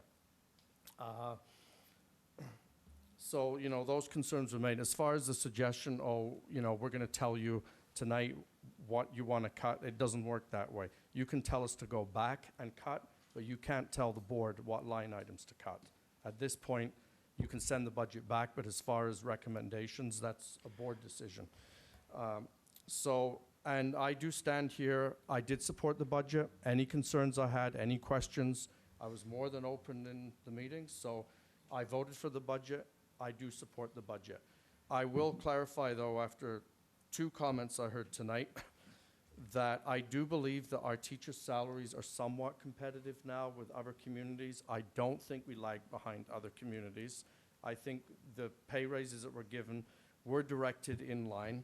And if you have concerns about the amount of positions and what positions, it's all records. So I would suggest meeting with the board or superintendent to get your curiosity satisfied. As far as every position hired only being an ed tech, I do not believe that to be the case because I know we hired an extra part-time social worker. I know there's other positions that are not all specifically ed tech. And that's as a board member, I'm here to be honest, that's my thoughts on it, and I supported the budget. And there's also new positions that haven't been hired yet. I wasn't talking about the new budget. I was talking about during the year. Okay. During the year, we only hired ed techs and coaches, and we didn't hire anyone unless someone For was- this coming budget, I know for a fact there's a, right, okay. Yeah, so I don't want it to be out there that for this coming budget, there's only ed techs on there. But that's up to you to get the positions. If you don't come to the meetings, you're shooting in the dark today. And, that's... Well, not really, because you report to us because we approve your budget. And that's what I'm doing, Yeah. so. But, I do support the budget. As Jay will say, I don't say a thing differently to him ever that he doesn't hear at a budget. And I've raised some tough questions, decisions, healthcare benefits. I'm not scared to do that. And what I say here is what you will always hear. Thank you. And I just want to make comment for Mr. Payne. This is what it's about. It's about transparency. It's about school board members working with city councilors to make the best decision for the city, right? It's not about, working for the school, because we work for the same city. And I shouldn't have a problem as a counselor asking a question to a school board member and not getting an answer, because at the end of the day, we are working for the same team, right? And Mr. Payne has been very transparent. When I asked him a question, if he didn't have the answer, he would tell me he didn't have the answer. And if he had the answer, he would provide the answer for me. And if I thought his answer was kind of shaky, I will call him out on it, and he will provide me with the correct answer. You know, and I think that's all it's about. It's about transparency. It's about clarity, because that's what people in this city deserve. They deserve to know that, you know, us as city officials are working together to make the best decisions for the people in the city.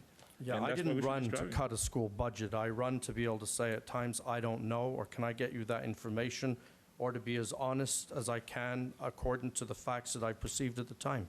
Thank you. Thank you. Yeah. Yeah, Jay? No, I'm gonna be quick. I know we've all established that I go to school board meetings. But All of them.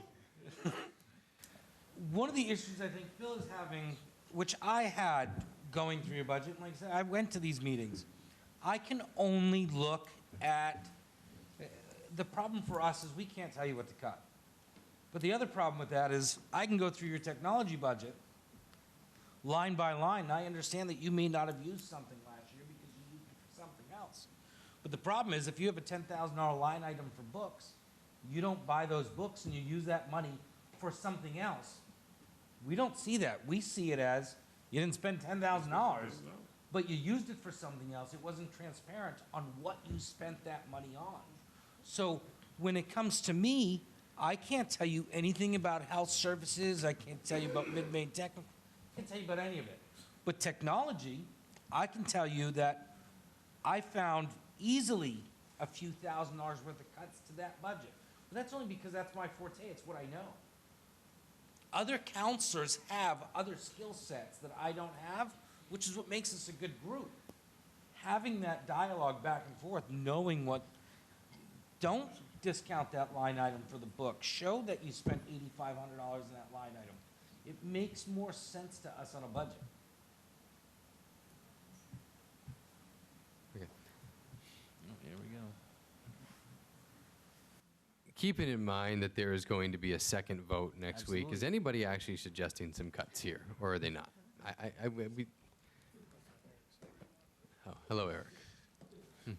Good evening. With all due respect, there is a reason why in state statute, municipal boards only can cut the bottom line. It's because a school budget's very complicated, and the school budget, line by line, is the authority of the school board. I think you're trying to play the wrong ball game here. Your job is to tell the school board what the city can afford to pay for school, not to know the school budget. How can you be expected to know the school budget when you don't have time? And I'm not one that says you ought to be at every school board. It'd be nice if you could be there, but I also realize there's only so much time in a day. So I don't expect you to know line by line.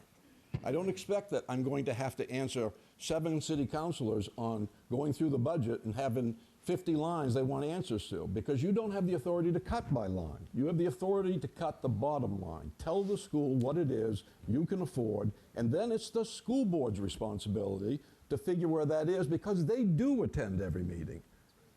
And also the school board directs my work. And when the school board says to me, we want you to have Winslow's budget closed, and we want you to have Vassalboro's budget closed, and we want you to have Waterville's budget closed, and I get an email from a city councilor saying, I'd like to look at personnel that don't have any dollars and cents on them, so I don't understand the request because they don't have any dollars and cents on them, why you would be doing that, because you don't have the authority to touch that line. So is it a low priority, Phil? Yes, it's a low priority. I've got higher priorities as directed by my chair of the school board and the school board in whole. So my apologies, but I don't have time for that when we're trying to close schools, we're trying to hire for next year, we're trying to build this budget, and we're trying to get it approved. Thank you. Thank you. Maybe you should make that. Is there any other questions or comments from the council?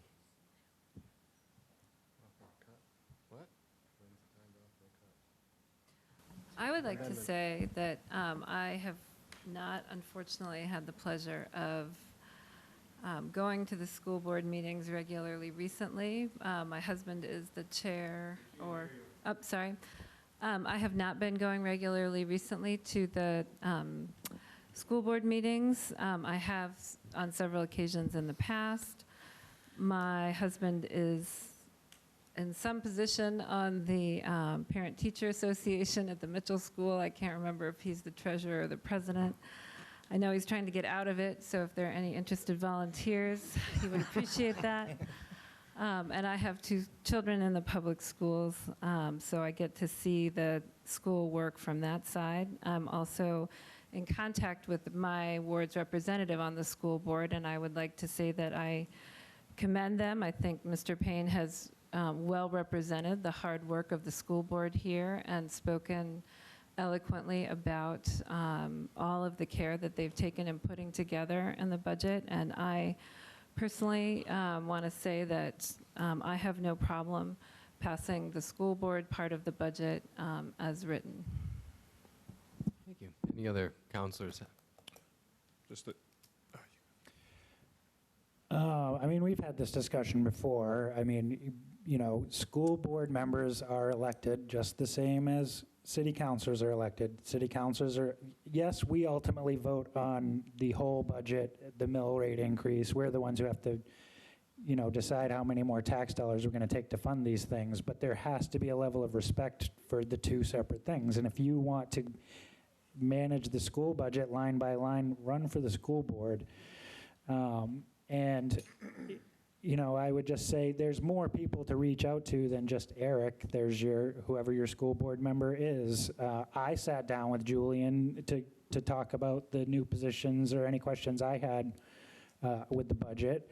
I mean, my perspective, honestly, is that there's some very good quality, qualified people on the school board, and, you know, barring something glaring, I can't be a school board member and a city council member.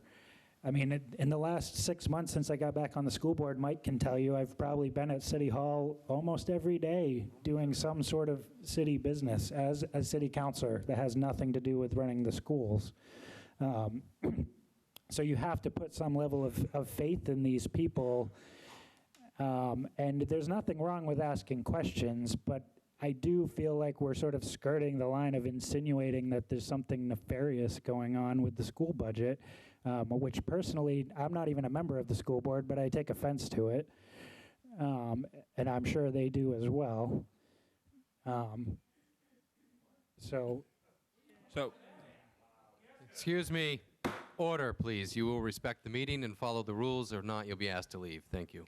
So I just would say respect the work that these people put in, and there's nothing wrong with asking questions. I do also think it's the responsible thing to do is to, some of these things you need to get answers to, not in this forum, because I think sometimes you can mislead people about what's going on because you don't have an understanding of what's going on.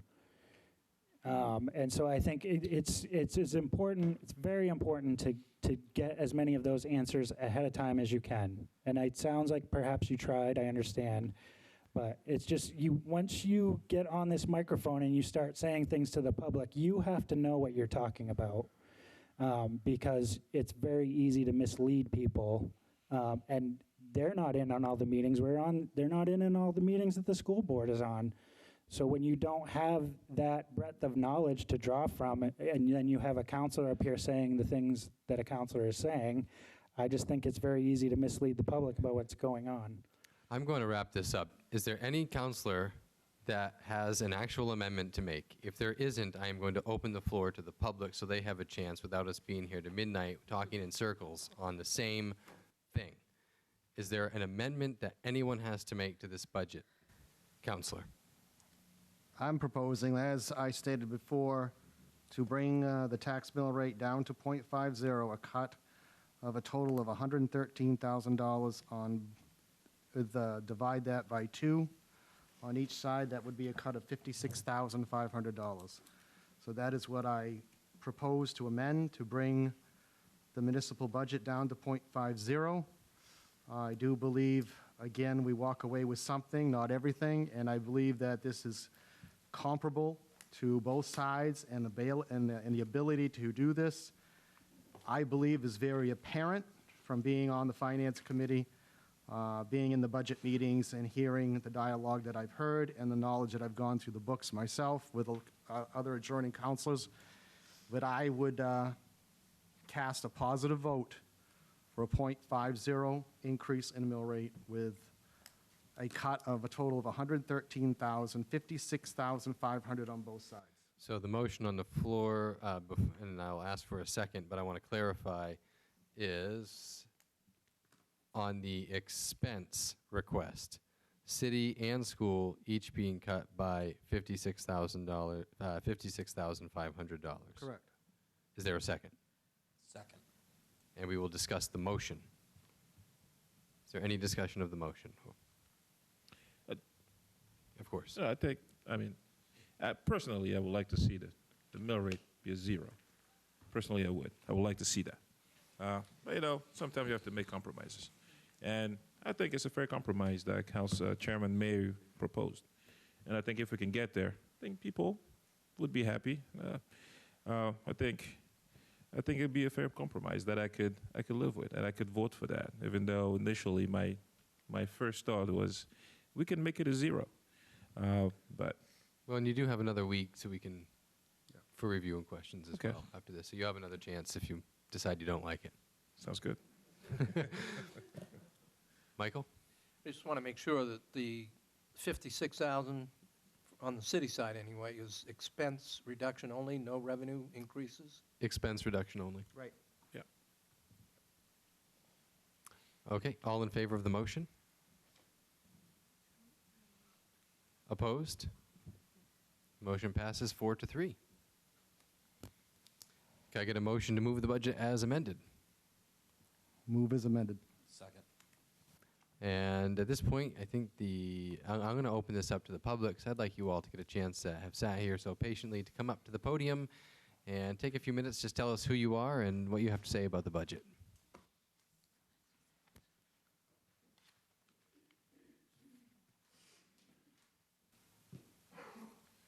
Merck Foss, Ward 5, thank you for bringing those points to light.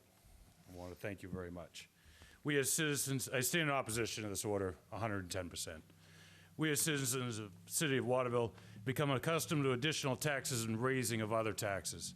In turn, our residents have less to spend on our local businesses and shops. Too quickly, we citizens of Maine are asked to give out more from our wallets. On other occasions, citizens of Waterville are pressured to surrender more of our hard-earned money. We strive to bring new business to our city, but then raise the cost to do business in our city. An opportunity has been given to us. We as the city of Waterville can show the rest of the state we're financially responsible. We can take care of our residents. We can encourage growth of Waterville economically. We encourage young generations to flourish here without burdening the homeowners and renters with higher living costs. And I lost my place. There it is. Now is the time to make those difficult decisions. Now is the time to show future residents and businesses that we're prosperous and a thriving community. Then we will not tax them into submission. Today we have an ability to change. Tomorrow will become irrelevant with the path that we're taking today. I do not support this budget, as an increase in the mill rate of any will do more harm than good. Please vote no on this. Thank you.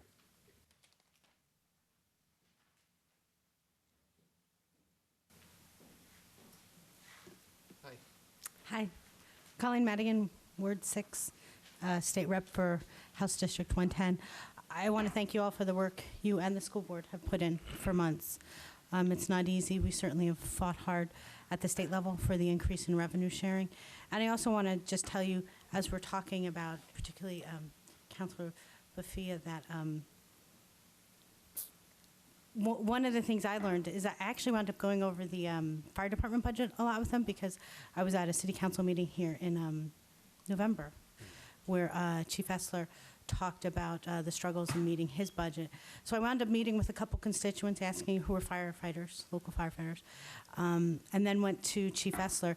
And what we discovered was that, hey, we haven't had, Waterville's the hazmat, lead hazmat response team for the entire Kennebec and Somerset area, which covers Gardner all the way and up to Jackman. And we haven't had an increase in a long time. And so I worked with Chief Essler to put in a bill about that. And hopefully he'll be sitting on a task force to get more funding for hazmat training, for things like that. So I encourage all of you, like I try and do, is meet with folks to try and find those things, like what's the problem and where do we find the solution to it? Because I'm hoping that winds up being something we will get more funding for next year. And so I encourage you to keep on working hard, and I appreciate it. Thank you.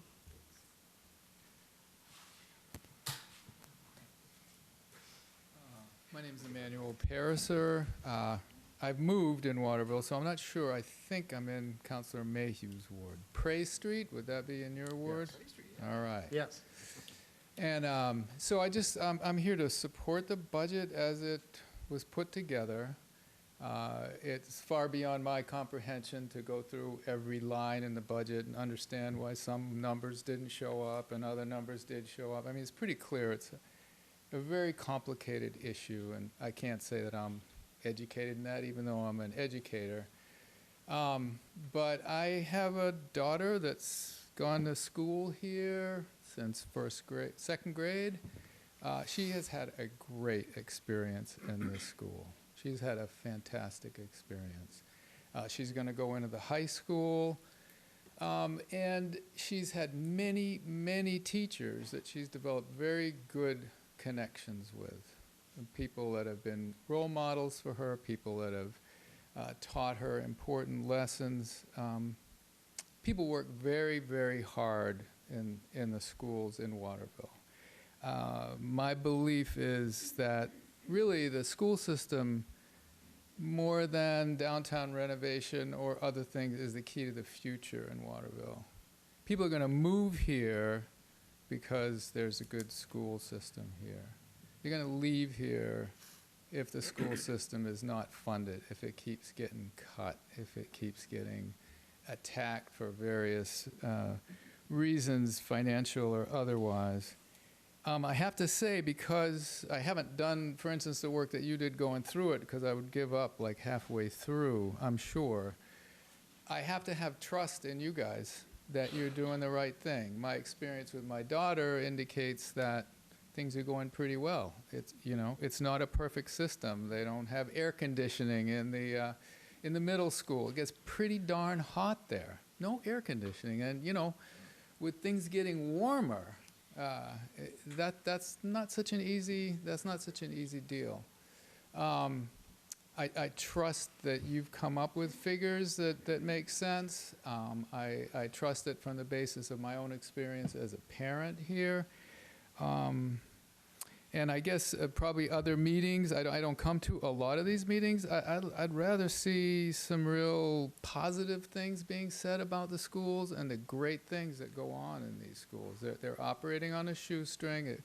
It's not Falmouth, it's not Yarmouth, it's not Cape Elizabeth, and they're doing a pretty darn good job. So I would recommend supporting the budget as it's been put together. I'm willing to take the burden of the extra tax increase because I'm kind of looking long term. I'm not looking short term. I think in the United States we've gotten to very, very short term looking. And when you're talking about our kids, that's our future. That's the future of Waterville.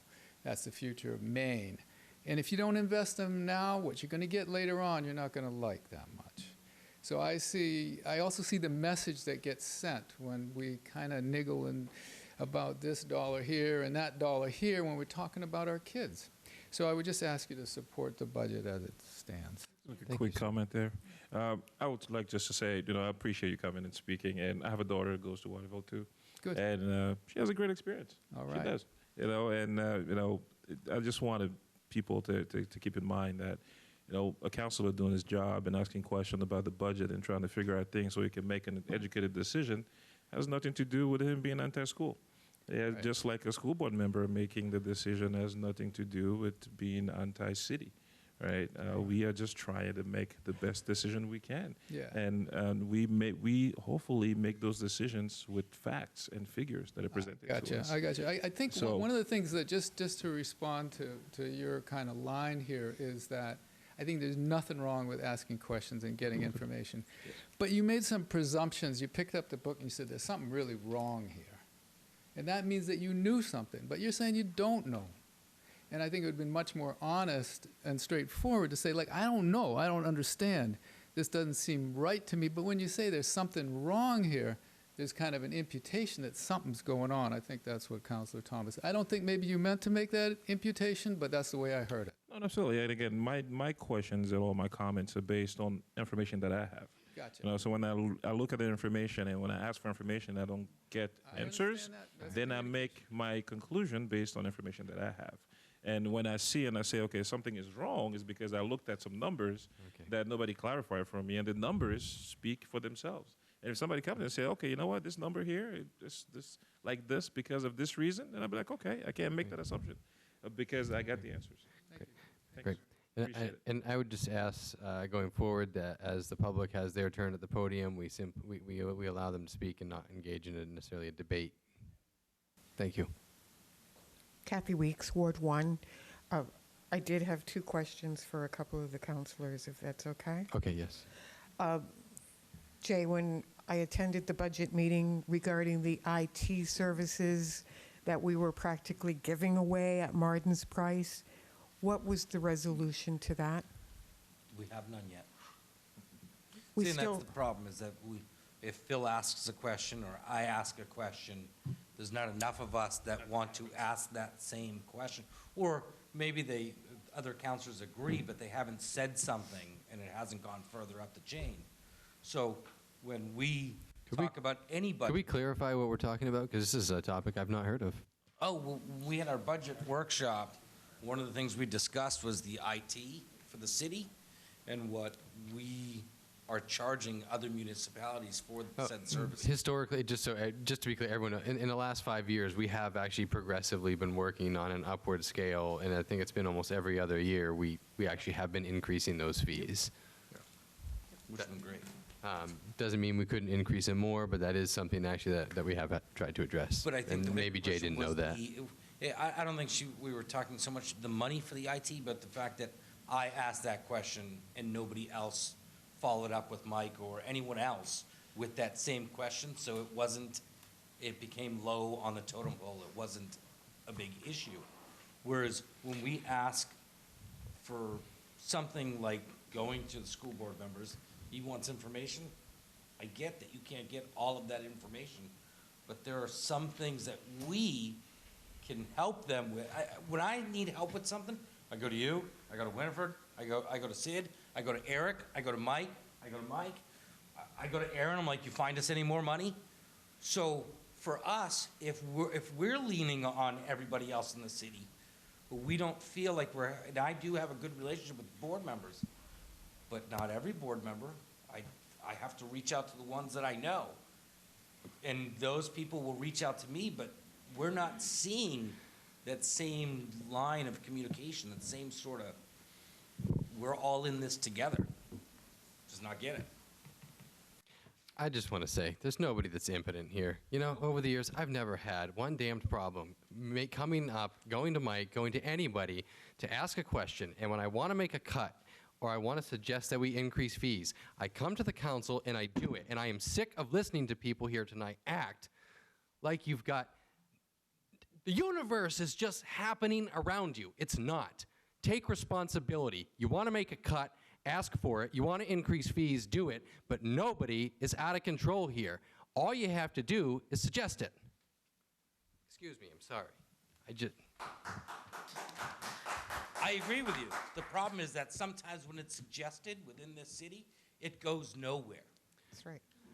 Yes, I send emails, and sometimes they go nowhere. And then that's when I take the opportunity, if I actually want action, to throw something on the agenda or to make a suggestion at a meeting like this. And I apologize for interrupting like that. That was not really professional of me. I will refrain from doing so for the rest of the meeting. Thank you. That's fine. That's fine, because you do have a point there. Okay, thanks.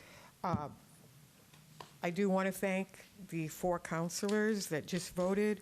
I do feel like that budget can be cut, so there would be a 0 tax increase.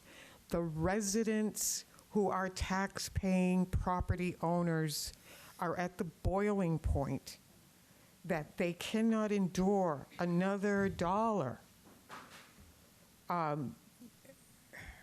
Mike, Ward 1, I work with these people all the time.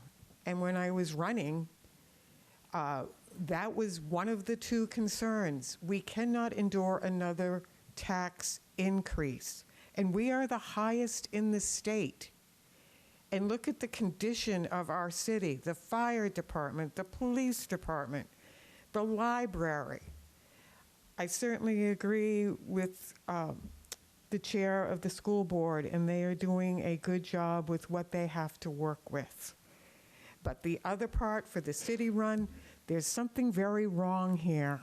When every year this mill rate keeps going up and up and up, and nothing is ever done about examining it and lowering that mill rate.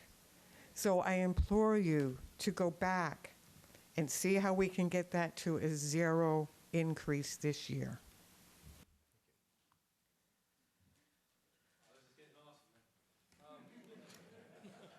You know, I know the universe doesn't revolve around me because nothing I want ever happens here. So I will say, you know, imagine, if you will, getting a bill from CMP, and you're looking at your bill, you know, these numbers, they don't make any sense. I can't imagine that ever happening. But that's, you know, imagine you got a bill from CMP, and you say, boy, you call up at CMP and you say, I'd like some help understanding what these numbers mean. And you get the agent, and they say, well, you know, that's a complicated question. Trust me, that's right. Don't worry, just trust me. That's my business, because I was hired here to tell you that that's correct. That's the answer. So just trust me. Just trust you. That's my money. Yes, just trust me. I don't want to have to explain it to you. What I'd like you to do is just pay your bill. Would you please just pay your bill, because I don't really have an answer for you. Don't hold me accountable for this. It's not my fault. I just work for CMP. And then you say, well, okay, I'd like to speak to the manager.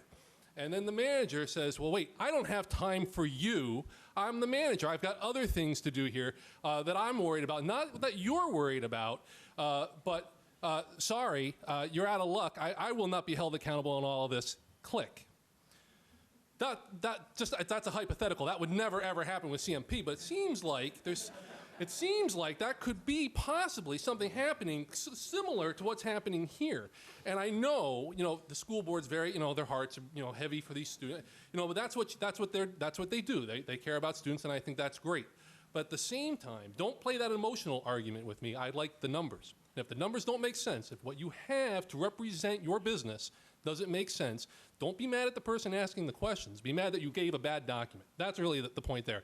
And last year, we had a ridiculous budget. And that's why, you know, a lot of you are here now. A lot of people, you know, we didn't want them back because they were just terrible. And they really hurt this town. And, you know, to say that we have to raise the budget after we raised it more than we should have last year is absurd. It's just an absurd argument. And to ask us, as your constituents, as the people in this town, to actually have an increase is insulting. It's insulting. How dare you? Go back, fix it, in fact, lower it. Lower it. Have those tough questions. When a family doesn't have money, they have to tell their kids no. You know, and they don't want to do that because that's a painful thing to tell your children. You know what? Today, you're going to have a jelly sandwich because we can't afford to give you bologna. But you know what? I'm sick of your bologna. Lower the cost. We can't take this. Thank you.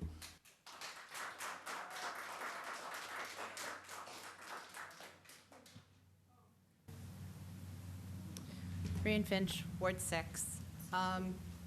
So I was doing some math because I was really interested in how the towns surrounding us and their mill rates. Everybody likes to talk about Oakland, how low Oakland's mill rate is. However, Oakland's home prices are the highest in the area on average. And so they might have, out of Winslow, Waterville, Fairfield, and Oakland, they might have the lowest mill rate, but they actually pay the second highest amount in average in taxes. And we know that the market here in Waterville is doing better. So we are actually looking at where you could foreseeably, if the market continues at where it's going right now, you could turn around next year and be like, well, we're not going to raise taxes because you're still getting the same amount of money because people's home costs in homes are going up. So all you're doing is really shifting money around at that point. And so we're here and we keep talking about cuts. Does anybody have cuts? Does anybody have cuts? I guess my question is, what's the focus on the other side in terms of revenue? You know, I was having a conversation with Jay a couple weeks ago, and he was telling me how he was looking at the police and fire and their responses and where they go, and how 80% of their responses are going to nonprofits around the city. And I'm just kind of curious, and I guess am wondering what plan there is to increase revenue to the city so that we don't have to keep coming back here year after year after year and asking, what are we cutting, what are we cutting, what are we cutting? Why are we not asking the question, what can we pull, what can we gain, what can we gain? Sure. On the nonprofit question, I did send an email to the entire city council with some thoughts on trying to have us approach that issue, and I know other councilors have suggested that. A couple of years ago, Mike and I actually put together a list of all of the calls from police and fire make to our 4 largest nonprofit campuses, 2 colleges and the hospitals. You're talking about over 600 a year, and it's equal between almost all the campuses, so it's like 2 a day. And there was a lot of resistance. Actually, I take it back. Kobe came and bought a cruiser. We asked the other 3 nonprofits to give us $10,000 apiece to buy a second. They said no. But we are having those discussions about how we can approach this in a little bit different manner. The reality is, if we are, and actually, Councilor Thomas is working on a very large project right now on, he's discovered that we were severely undercharging for our dispatch fees. And so that's another area where we should see actually quite a large, substantial increase. When it comes to development, the reality is, if you look at the way that our union contracts have increased, and I'm not saying this is good or bad, it just is. The kind of development it would take, yes, we want to keep looking at more revenues, but the reality is I don't believe we can sustain a $2 million increase in spending every year. There are others who would say that's only about 2.5% on your total budget, and it's reasonable. So we are having some of those conversations. If you have other ideas, obviously, please. It sounds like you're plugged into some counselors here, but bring them forward. But there are conversations definitely going on about when we're looking at fees that we charge nonprofits. I know the fire chief has talked to the council about a potential ambulance service. So there's quite a few different avenues. Charge fees in addition to the OUI fees that students get on campus? I'm not really, you're saying no, and I would have to ask Billy. I would defer to Billy. I don't even know that. I'm not sure, and we don't get any of that money anyway. Yeah. They go No, what I'm saying is, couldn't you pass an ordinance and make it a city ordinance and put a fee on top of it? No. No. Okay. No. The only revenue that we collect from the police department are parking tickets. Yeah. We don't get any money for speeding tickets. We don't, any other fine they hand out goes right to the state. The only thing we get are the revenue from parking tickets. Okay, thanks. Thank you.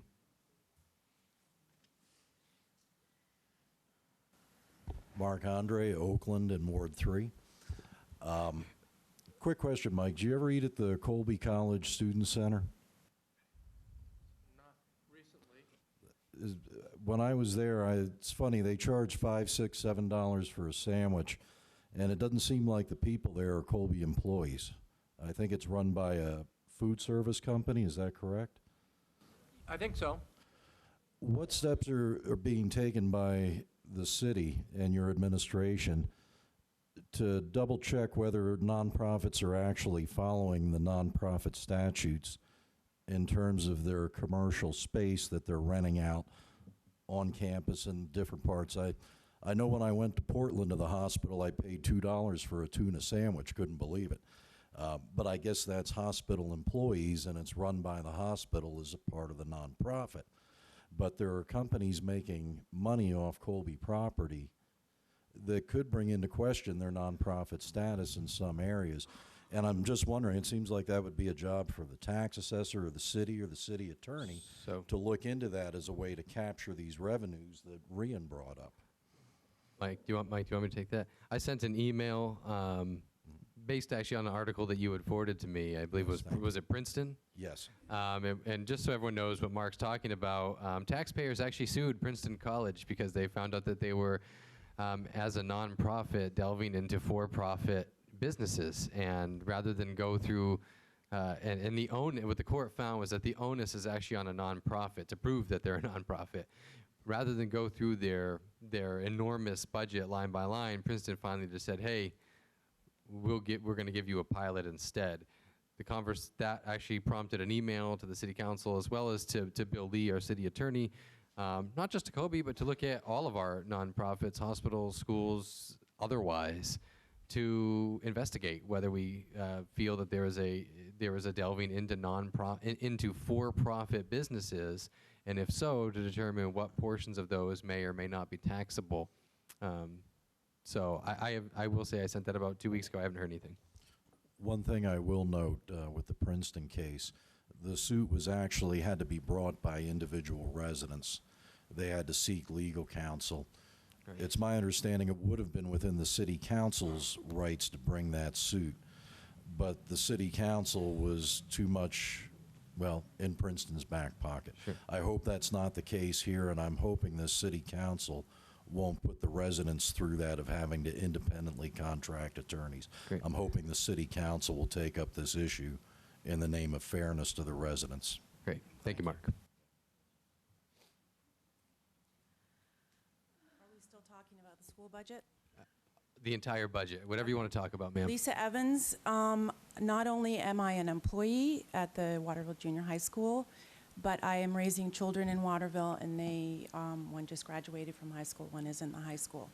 So I'm invested as a taxpayer, as a mother, and as an employee.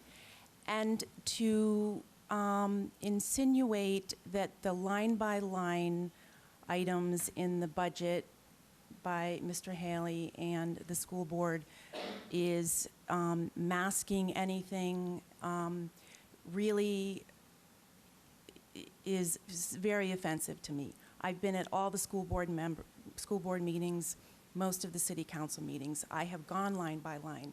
I see what other departments Tabby needs in special education. I see what my own school needs. I'm also a taxpayer, as is Mr. Haley, as is his own children. He doesn't want to pay more taxes. I don't want to pay more taxes, but I don't want to see the school continue to be hit, or the fire department, the police department. And if that means that my mill rate is going to go up 0.74, 0.50, then that's what it's going to need to do. I'm going to have to pay more taxes to continue to educate my children, and I'm invested, now that I'm an employee, in everyone else's children. And to cut from the school is, it is detrimental to the future of Waterville. Absolutely detrimental. And I understand people on fixed incomes, this is detrimental to the future of Waterville. That's all I have to say. Thank you, Lisa. Any further discussion on the budget before we take a vote? Okay. All in, and this is, we've now amended this to the increase is 0.50 in the middle. All in favor? Opposed? We have 6 in favor, 1 opposed. Now moving on to counselor updates. Is there any counselor that has an update? We actually touched on it a couple minutes ago. A couple of counselors, we've had citizens come to us, the same things we were just talking about, the nonprofits. And I want to be clear that when we have these discussions, it's not to go after one versus the other. Correct. It really needs to be a community approach. We all use the resources. We should all contribute to those resources. What that means, today I have no answers. But I'm hopeful that the leaders of all of the community come together and figure this out. Like today, we're arguing over half of a mill increase when not everyone is doing their part for this city. And we keep looking to the residents, and we want to blame either the schools or somebody else, but it's not. It's the community at large, and we have to have some real discussions on who's going to come to the table and help support and prop up their community. Period. Thanks. Counselor? And we've had discussions, as Jay has pointed out, and several other councils. We've had residents as well in our wards have questioned councils, whether it be on the doorstep, through an email, or a phone call. I can tell you the communication is ongoing with this type of stuff, and we've had some private conversations back and forth, but we need to make it.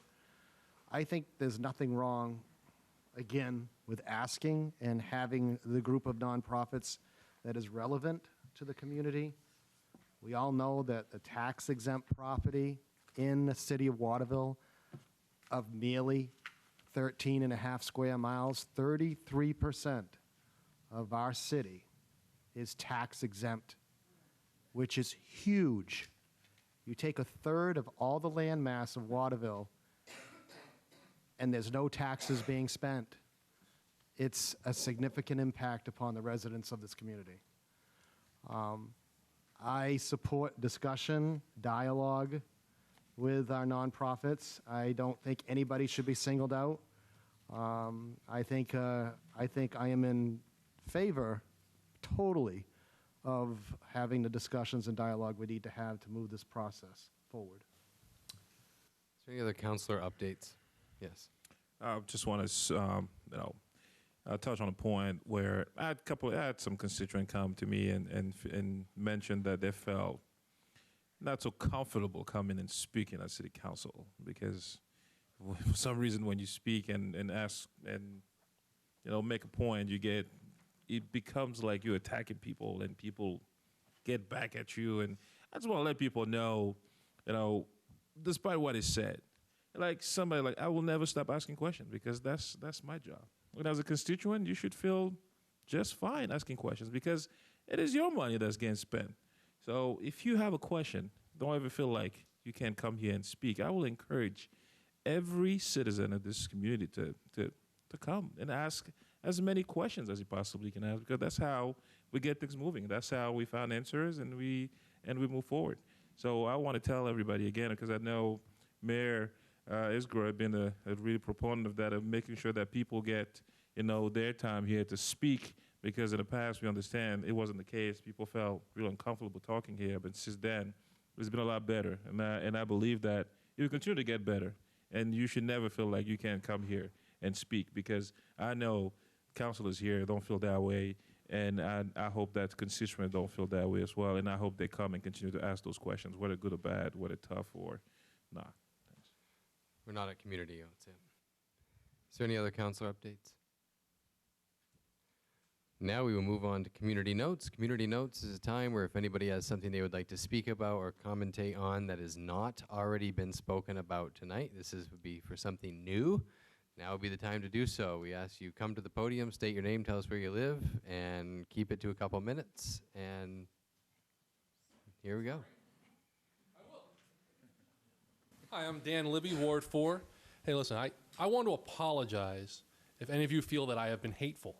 Now, that I have been, not that I have been hateful in any way, but because you may feel otherwise. 2 weeks ago, I was inaccurately described to the room as somebody that comes to meeting after meeting spewing hate, when in fact nothing could be further from the truth.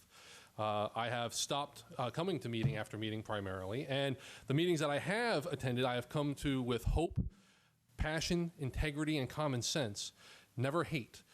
While I may not agree with some of the decisions of the previous council, or even the current council, I must say in all sincerity that I appreciate and respect that each of you has decided to serve your community. Because I chose to challenge some of the decisions of you collectively does not make me hateful. It makes me a concerned citizen. When I question the performance of our town manager, it doesn't mean that I hate the man. It means I question his performance and find him inept at his job. when I came to meetings in opposition of the plastic bag ordinance, it was in the best interests of the town, civil liberties, and people that think for themselves, never hate. When I spoke in a meeting against funding a water slide, despite speculated pending repairs in the neighborhood of $1 million in the next few years, that was not me being hateful. Rather, it makes me shrewd and questioning why all of you would be in favor of letting men in drag read to young children, some of which haven't even reached the age of reason yet, doesn't make me hateful. It makes me sane, and it makes me responsible. Now, when I defended myself and asked a former member of this council to be held accountable for mocking people that speak here in meetings, that does not make me hateful, it makes me reasonable. So tonight I'm here again setting the record straight against Chief Massey, who doesn't seem to have a clue once again. Very clearly he cannot discern the difference between good intentions and hate. He has a poor understanding of the First Amendment, as evidenced by his comments here on 2 previous occasions. He was also an unwitting lackey for former councilor member who asked to have me investigated. Unwitting, I say, because his comments have proven that he still doesn't understand the premise of why he was asked to investigate me. Easily tricked or bad at his job, I'll leave it to you to decide. But yet our chief of police has come here now making statements about me that are false and frankly sound conspiratorial. And, Dan, I'm going to ask you to wrap it up. Sure. Well, I just want to say, hey, communication is key to any good relationship, and I hope that clearing up these matters here tonight will help our relationship going forward. And thank you very much for your time. Appreciate it. Thank you.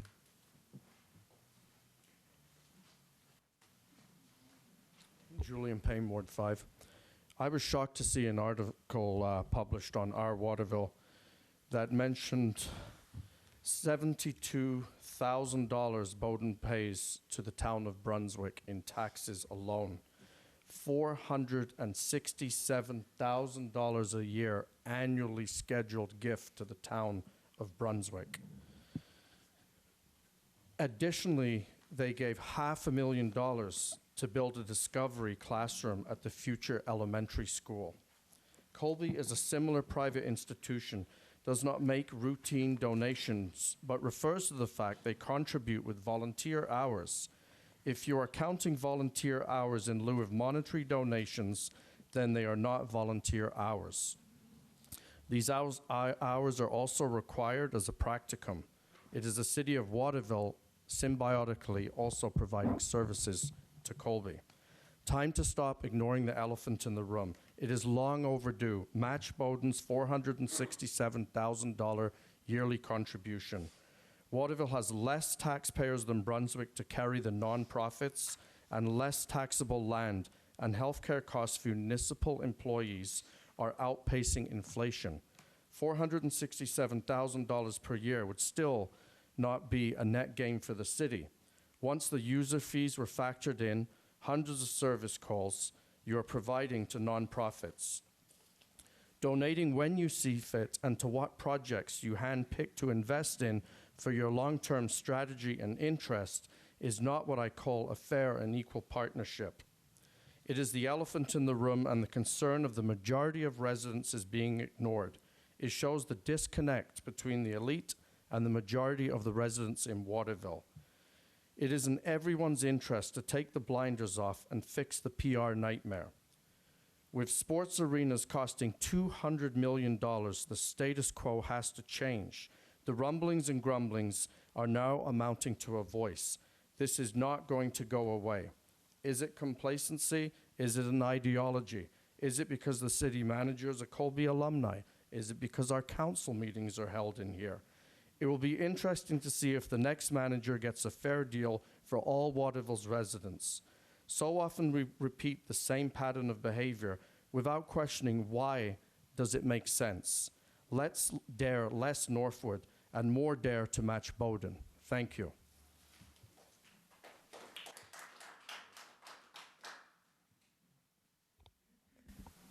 I'd like to piggyback on that regarding Bowdoin, which is a very prestigious college.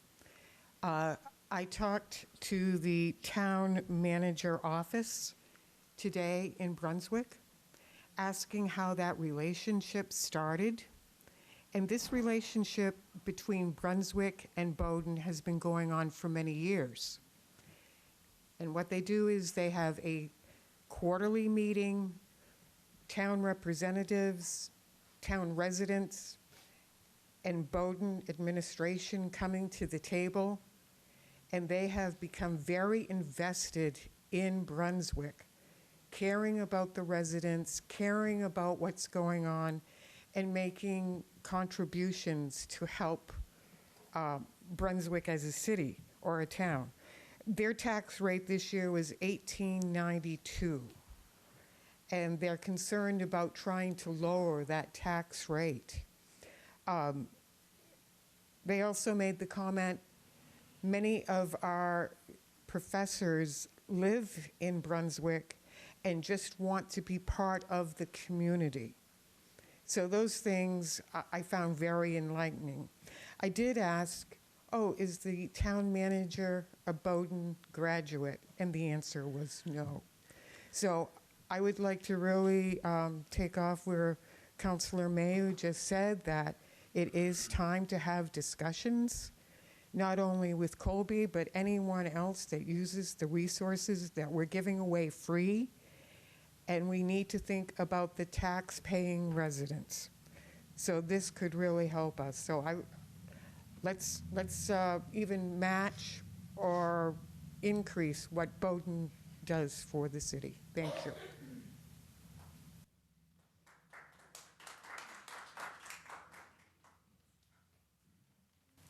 Good evening.